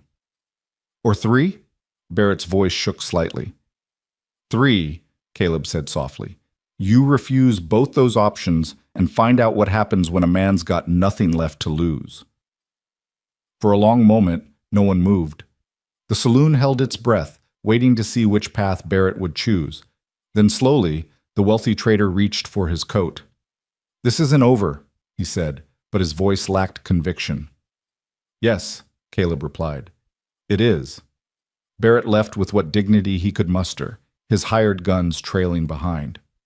Through the saloon windows, they watched him climb into his carriage and order the driver to move. The vehicle disappeared into the night, heading south toward the railroad, toward anywhere that wasn't Dustridge. The tension broke. Men started breathing again, talking in low voices. Tom clapped Caleb on the shoulder. Reckon he won't be back, he said. Man like that, once you've humiliated him publicly, he finds easier targets elsewhere. How did you know to come? Caleb asked. Tom smiled. You're Mrs. Harrow. She showed up at our place with the little one, told Sarah what happened. Sarah sent me and every man she could round up. Said if we didn't protect you, she'd never forgive us. He paused. You've got a fierce woman there, Caleb. Don't let her go. I don't intend to. Caleb rode back to the Henderson ranch as dawn painted the sky pink and gold, his body exhausted but his heart lighter than it had been in weeks. He found Lydia waiting on the porch, wrapped in a shawl, her eyes red from crying or lack of sleep or both. When she saw him, she ran, and he dismounted just in time to catch her as she threw herself into his arms. You're alive, she sobbed. You came back. I promised, didn't I? Is it over? Is he gone? He's gone, for good. They held each other as the sun rose, as Annie emerged sleepy-eyed from the house and ran to join their embrace, as Sarah Henderson watched from the doorway with a satisfied smile. It was over. They were safe. And for the first time since that day in the Dustridge marketplace, Lydia let herself believe that maybe, just maybe, they had a future worth fighting for. They stayed at the Henderson ranch for 2 more days, while Tom sent riders to confirm that Barrett Clay had indeed left Wyoming, his carriage spotted heading east toward the railroad station in Cheyenne. Word came back that he'd boarded a train bound for San Francisco, his hired guns scattered to the winds, his business interests in Dustridge already being picked apart by creditors he'd bullied for too long. The man who had seemed so powerful, so untouchable, had vanished like smoke once his bluff was called. Good riddance, Sarah Henderson declared, setting a plate of eggs in front of Caleb. Man like that, thinking he can terrorize decent people, should have been run out of town years ago. Lydia sat beside Caleb at the Hendersons' kitchen table, Annie in her lap, and felt the weight of fear finally beginning to lift. For weeks she'd been braced for disaster, waiting for the other shoe to drop, unable to trust that anything good could last. But watching Caleb eat breakfast in the morning sunlight, his wounds healing, his eyes peaceful, she let herself believe that maybe the worst was truly behind them. "We should go home," she said softly. Caleb looked at her, and something warm flickered in his gray eyes. "Home," he repeated, as if testing the word. "Yes, we should." Annie perked up immediately. "Can I ride with Mr. Quiet again?"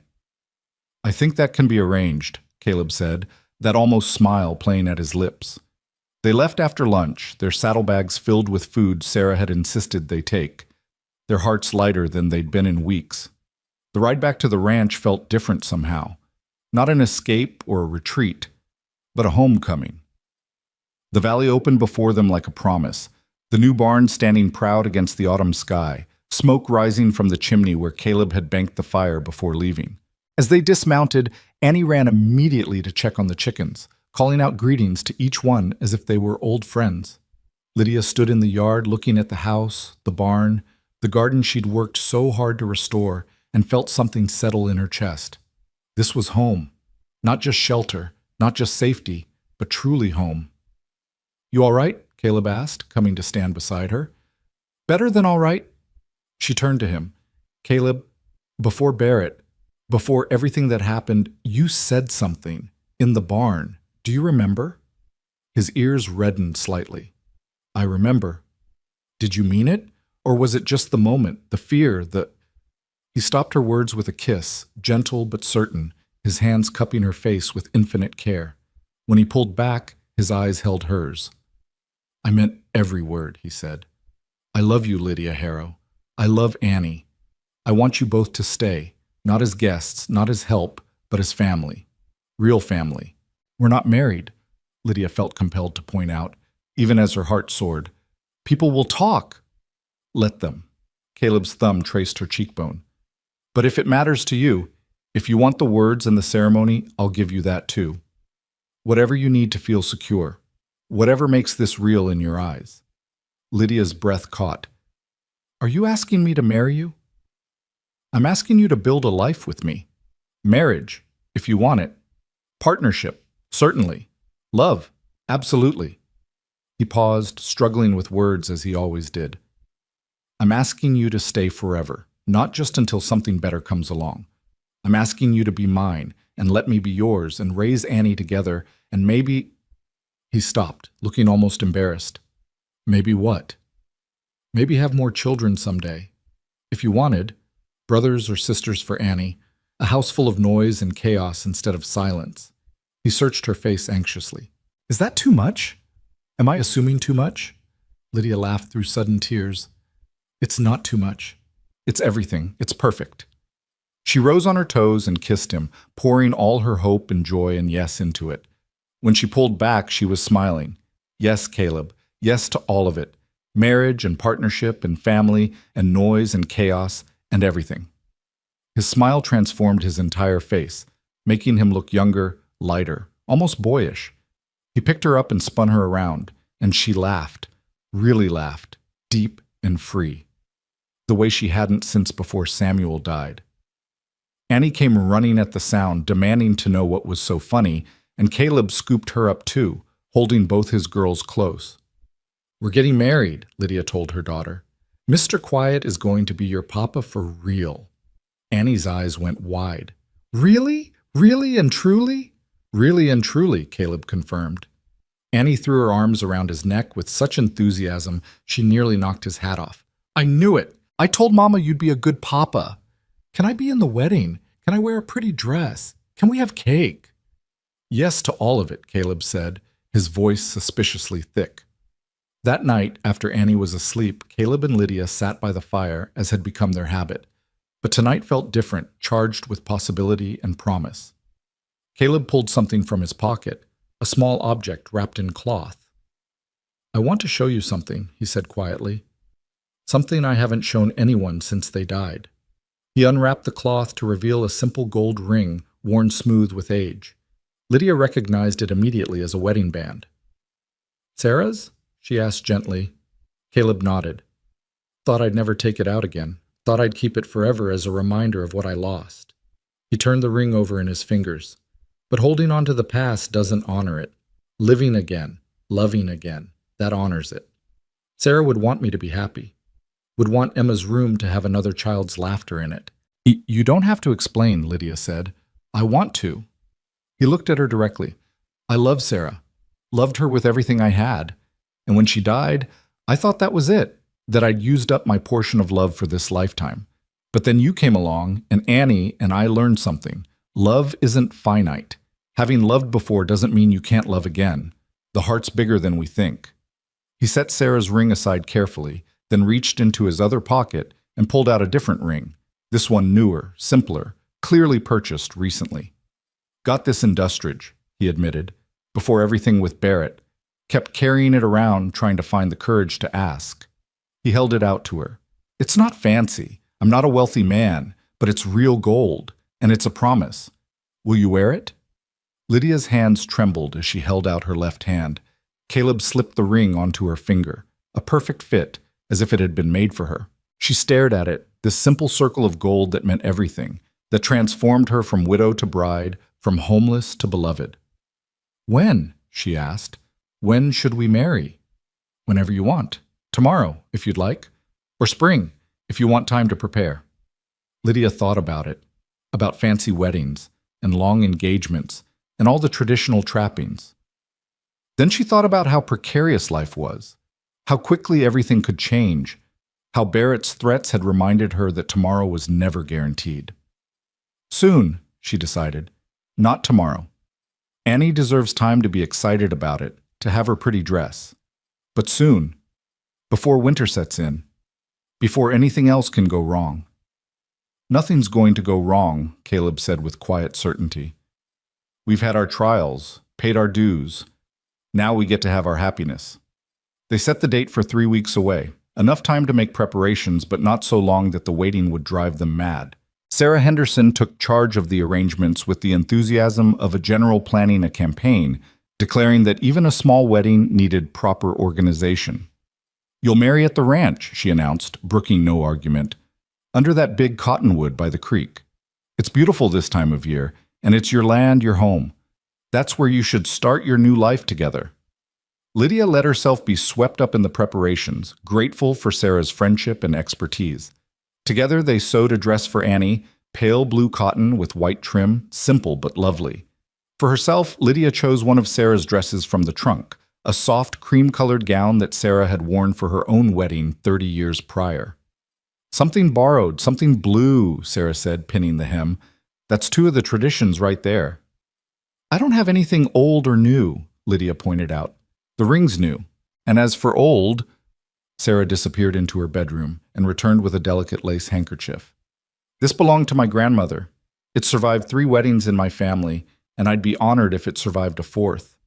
Lydia took the handkerchief with reverent hands, overwhelmed by the generosity of these people who had welcomed her so completely. Sarah, you've done so much. Hush now. That's what neighbors do. That's what friends do. Sarah squeezed her hand. Besides, seeing Caleb happy again, that's payment enough. That man was withering away out here alone. You've brought him back to life. The weeks passed in a flurry of activity.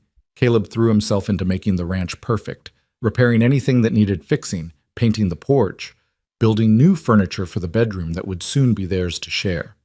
Annie helped everyone with equal enthusiasm, her excitement infectious. Only 5 more days, she'd announce each morning as if they might have forgotten. Only 4 more days. Only 3 more days. The night before the wedding, Lydia couldn't sleep. She stood at the window of the bedroom she'd been using, looking out at the moonlit valley, and felt the weight of the moment. Tomorrow she would marry Caleb Rowan. Tomorrow she would become someone's wife again, would take on all the vulnerability and risk that came with loving someone that much. A soft knock at her door made her turn. Come in. Caleb entered, looking uncertain. Saw your light on. Thought you might be worrying. I'm terrified, she admitted. He moved to stand beside her at the window. Of marrying me? Of losing you. The words burst out. Caleb, what if something happens? What if we get this happiness and then it's taken away? I lost Samuel. You lost Sarah and Emma. We both know how quickly everything can fall apart. We do, he agreed. And that's exactly why we should grab this happiness while we can. Life's uncertain, Lydia. Always has been, always will be. But hiding from love because you're afraid of loss, that's not living. That's just a slower kind of dying. She leaned against him, drawing strength from his solid presence. When did you get so wise? I'm not wise. I'm just a man who wasted 4 years being afraid. Don't want to waste any more. They stood together in the moonlight, not speaking, just being. After a while, Caleb pressed a kiss to her temple and turned to leave, respecting the tradition that they shouldn't see each other before the ceremony. Caleb? She called softly. He paused at the door. I love you. Whatever happens, whatever tomorrow brings, I love you. I love you too, he smiled. Now get some sleep. Tomorrow's a big day. Tomorrow came with perfect weather, crisp autumn air, brilliant sunshine, leaves turning golden red on the cottonwood tree. Neighbors began arriving at noon, wagons full of families dressed in their Sunday best, bringing food and gifts and good wishes. Someone had strung bunting from the barn. Someone else had scattered wildflowers along the path to the creek. Lydia dressed in the borrowed cream gown, her hands shaking so badly that Sarah had to help with the buttons. Annie danced around in her new blue dress, a crown of fall flowers in her hair, chattering excitedly about everything and nothing. You look like a princess, Mama, she declared. You look like one too, sweetheart. Sarah stepped back to survey her handiwork. Beautiful, absolutely beautiful. Caleb's going to forget how to breathe when he sees you. They walked down to the creek together, Sarah on one side, Annie on the other, holding Lydia's hands. The gathered neighbors formed a semicircle under the cottonwood tree, and there at the center stood Caleb, wearing what Lydia suspected was his only suit, a simple dark jacket and pants that made him look formal and uncomfortable and heartbreakingly handsome all at once. Tom Henderson stood beside him as witness, and when Caleb saw Lydia approaching, his expression transformed. Sarah was right. He looked like someone had stolen his breath, his eyes wide and soft and full of wonder. The minister from Dustridge, a kind man named Reverend Matthews, who had thankfully not been in Barrett Clay's pocket, smiled at them both. Dearly beloved, he began, and Lydia felt tears already threatening. She'd been through this once before, with Samuel, but this felt different. Then she'd been young and naive, believing love conquered all. Now she was older, scarred by loss and hardship, and she knew better. Love didn't conquer all, but it was still worth fighting for. The ceremony was simple, traditional. They spoke their vows, to love, to honor, to cherish, in sickness and health, for richer or poorer, till death parted them. When Caleb slipped the ring onto her finger, the same ring she'd already been wearing for weeks, his hand was steady, his voice clear. With this ring I thee wed. Lydia's voice shook when she repeated the words, sliding a ring onto his finger that Sarah had helped her buy in town. With this ring I thee wed. You may kiss your bride, Reverend Matthews said, smiling. Caleb cupped Lydia's face in his hands and kissed her gently, reverently, as if she were something precious and breakable. The gathered neighbors cheered, Annie squealed with delight, and Lydia felt something click into place, some piece of herself that had been missing settling finally into home. The celebration lasted well into the evening. Tables groaned under the weight of food. Roasted meats and fresh bread, pies and cakes, preserves and pickles, and every good thing the community could provide. Someone produced a fiddle and began playing, and soon couples were dancing in the grass, laughing and spinning under the autumn sky. Caleb, who claimed he couldn't dance, held Lydia close and swayed gently to the music, paying no attention to rhythm or steps, just moving with her in his arms. Happy? He murmured against her ear. Deliriously. Good. He pulled back to look at her. I'm going to spend the rest of my life making sure you stay that way. That's a tall order. I'm up for the challenge. Annie danced with the Henderson children, her laughter ringing out clear and joyful. Watching her, Lydia felt her throat tighten with emotion. This was what she'd fought for through 3 years of poverty and desperation. This moment right here, her daughter safe and happy and loved, surrounded by community, with a future full of possibility instead of fear. As the sun set and the stars emerged, neighbors began packing up to leave, offering final congratulations and blessings. Tom Henderson shook Caleb's hand firmly. "You done good, son," he said. "Real good. Couldn't have done it without all of you. That's what community's for. Remember that when someone else needs help down the line." "I will." Finally, it was just the three of them, Caleb, Lydia, and Annie, standing in the yard of their ranch, their home, watching the last wagon disappear over the ridge. "I'm sleepy," Annie announced, yawning hugely. "Bed for you, little one," Lydia said, starting to lead her inside. Can Papa tuck me in?" Annie looked up at Caleb hopefully. "Now that you're really my papa, you should do papa things." Caleb's eyes misted. "I'd like that very much." They went inside together, and Lydia watched from the doorway as Caleb tucked Annie into bed with gentle hands, smoothing her hair back from her forehead. "Papa?" Annie said sleepily. "Yes?" "I'm glad you saved us. I'm glad we came here.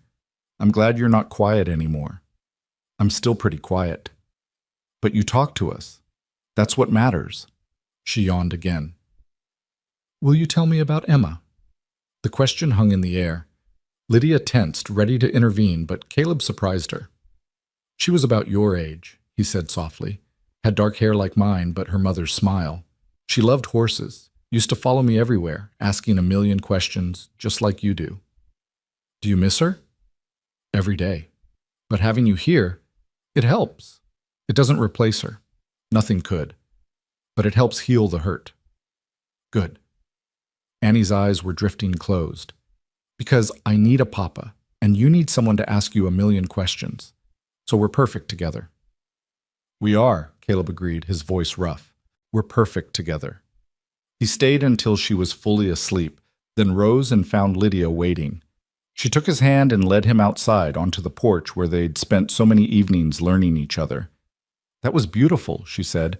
"What you said to her about Emma. It's true. You and Annie, you haven't erased the past, but you've given me a future. That's everything." They stood together in the darkness, his arm around her shoulders, her head against his chest. The prairie wind whispered through the grass, carrying the scent of autumn and wood smoke and home. "I was thinking," Lydia said carefully, "about what you said, about maybe having more children." Caleb's arm tightened around her. And I think I'd like that. Not right away. We should have time to just be us first. But someday, a brother or sister for Annie. More noise and chaos." She smiled. "More love." "More love," Caleb repeated, as if testing how the words felt. Then he turned her to face him, his hands on her waist.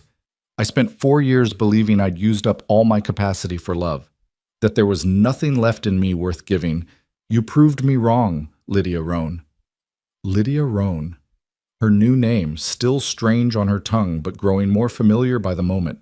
She liked it, liked the way it tied her to this man, this place, this life they were building together. "We proved each other wrong," she corrected. "I thought I was broken, thought poverty and loss had hollowed me out until there was nothing left but survival instinct. But you showed me I could still hope, still trust, still love." He kissed her then, deeper than before, with passion but also tenderness, promise, and desire intertwined. When they finally pulled apart, both breathless, Caleb rested his forehead against hers. "I want to show you something," he said. He led her around the side of the house, to a spot she hadn't noticed before. A small cleared area where 2 wooden crosses stood, simple but carefully made. Sarah and Emma, the dates carved into the wood. "I visit them sometimes," Caleb said quietly. "Talk to them. Tell them about my day, about the ranch." He paused. "I told them about you, about Annie, about how you came into my life and changed everything." Lydia felt tears slide down her cheeks. "What did you tell them?" "I told them I was sorry for taking so long to live again, for spending 4 years just existing instead of honoring their memory by finding joy." His hand found hers. "And I told them thank you, because loving them taught me how to love, made it possible for me to recognize what I was feeling when you came along." "Do you think they'd approve? Of me? Of us?" "I know they would. Caleb's voice was certain. Sarah always said life was for the living, that grief was necessary, but dwelling in it was wasteful. She'd be glad I found you, glad Annie will grow up with love and laughter instead of silence and sorrow. They stood there for a long moment, honoring the past while embracing the future. Then Caleb led her back to the house, to the bedroom that was now truly theirs, where they could begin their life together in earnest. The days that followed settled into new rhythms. Caleb was still quiet by nature, but he spoke more now, sharing his thoughts and feelings instead of hoarding them. Lydia continued managing the house and garden, but with joy instead of desperation, knowing her work was building something permanent. And Annie thrived, growing rounder and taller, her laughter a constant soundtrack to their days. Winter came early that year, blanketing the valley in snow by mid-November. But the new barn stood strong, the animals were sheltered and fed, and the house stayed warm with fires burning and love filling every corner. They spent long evenings by the hearth, Caleb teaching Annie her letters, while Lydia mended or sewed or simply sat and watched her family with quiet contentment. One night, as snow fell softly outside and Annie slept peacefully in her room, Caleb pulled Lydia close on the sofa. "Do you ever regret it?" he asked. "Staying here instead of trying to make a life somewhere else? Somewhere with more people, more opportunities?" Lydia looked around the simple room, at the handmade furniture, the mended curtains, the worn but clean floors, looked at the man beside her with his scarred hands and quiet strength, thought about her daughter sleeping safely down the hall, about the neighbors who'd become family, about the life they were building day by day. "Never," she said firmly. "Not for a single moment. Even when it's hard, when the work is endless and the money's tight and—" She silenced him with a kiss. "Especially then. Because we're facing it together. Because hard work with a purpose is better than easy living without meaning. Because this—" She gestured around them. "This is everything I ever wanted and didn't know to hope for." He smiled, that full, genuine smile he gave only to her and Annie. "I love you, Lydia Rowan. I love you too, Caleb Rowan. Now and always." Spring came eventually, as it always does, melting the snow and coaxing green shoots from the frozen earth. Lydia planted her garden with Sarah's help, Annie helping by digging holes wherever she pleased and chattering about how big the vegetables would grow. Caleb prepared for calving season, his hands fully healed now, his body strong again. And on a warm April morning, Lydia woke feeling different. She lay in bed, Caleb still sleeping beside her, and placed a hand on her stomach. It was too early to be certain, but she knew. Somehow, she knew. She waited until evening to tell him, until after dinner when Annie was playing outside and they had a moment of relative privacy. She took his hand and placed it on her still flat stomach. "I think we're going to need to make another bed," she said softly. Caleb's eyes widened. "You mean, I'm not certain yet, but I think so." His face transformed with joy and wonder. He dropped to his knees and pressed his ear to her stomach, as if he might hear something, anything, that would confirm this miracle. "When?" he asked. "Late autumn, maybe. November or December." He looked up at her, tears on his face, all his usual stoicism abandoned. "A baby. Our baby. Our baby," she confirmed, crying too now. "Annie's going to be a big sister." They held each other, laughing and crying at once, overwhelmed by the perfection of this moment. After so much loss, so much hardship, life was giving them this, new life, new hope, new love to add to what they'd already built. When they told Annie, she shrieked with excitement and immediately began planning everything the baby would need, where it would sleep, what they would name it, whether it would be a brother or sister. "Can we name it Emma if it's a girl?" she asked Caleb solemnly. "Because Emma was your first daughter, and this could be like having her back a little bit." Caleb picked her up, holding her close. "That's a beautiful thought, Annie, and I think that would honor Emma's memory perfectly." The pregnancy progressed smoothly, Lydia blooming with health despite the hard work of ranch life. Sarah Henderson declared her disgustingly radiant and made sure she rested enough, sometimes forcibly sitting her down when she tried to do too much. "You're growing a human being," Sarah would scold. "That's work enough. Let Caleb handle the heavy chores." Caleb needed no convincing. He hovered over Lydia with anxious devotion, barely letting her lift anything heavier than a spoon. She found it endearing and exasperating in equal measure. "I'm pregnant, not fragile," she protested one afternoon when he insisted on carrying a basket of laundry for her. "You're precious," he corrected. "There's a difference." November came with the first snow, and on a cold night with wind howling outside, Lydia's labor began. Sarah came immediately, along with the doctor from Dustridge, the same one who'd been too expensive when Annie was sick, but who came without question now that Lydia was part of the community. Caleb paced outside the bedroom door, Annie holding his hand, both of them tense with worry. Labor was dangerous. Both of them had lost people they loved to childbirth's complications. The hours stretched endlessly, marked by Lydia's cries and Sarah's calm voice giving instructions. Finally, just as dawn was breaking, a new sound joined the wind, the thin, furious wail of a newborn baby. The bedroom door opened. Sarah emerged smiling, her sleeves rolled up. "You have a son," she announced, "healthy, loud, and already demanding attention, just like his papa." Caleb's knees almost gave out. "Lydia?" "Tired but well. She wants to see you." He entered the bedroom with Annie clinging to his hand. Lydia lay in the bed, exhausted and radiant, holding a small bundle wrapped in blankets. She looked up when they entered, her smile tired but transcendent. "Come meet your son," she said softly. Caleb approached like a man walking on sacred ground. He looked down at the baby, red-faced and wrinkled and beautiful, and felt his heart expand in ways he hadn't known were possible. This was his son, his and Lydia's. Living proof that life continued, that love endured, that second chances were real.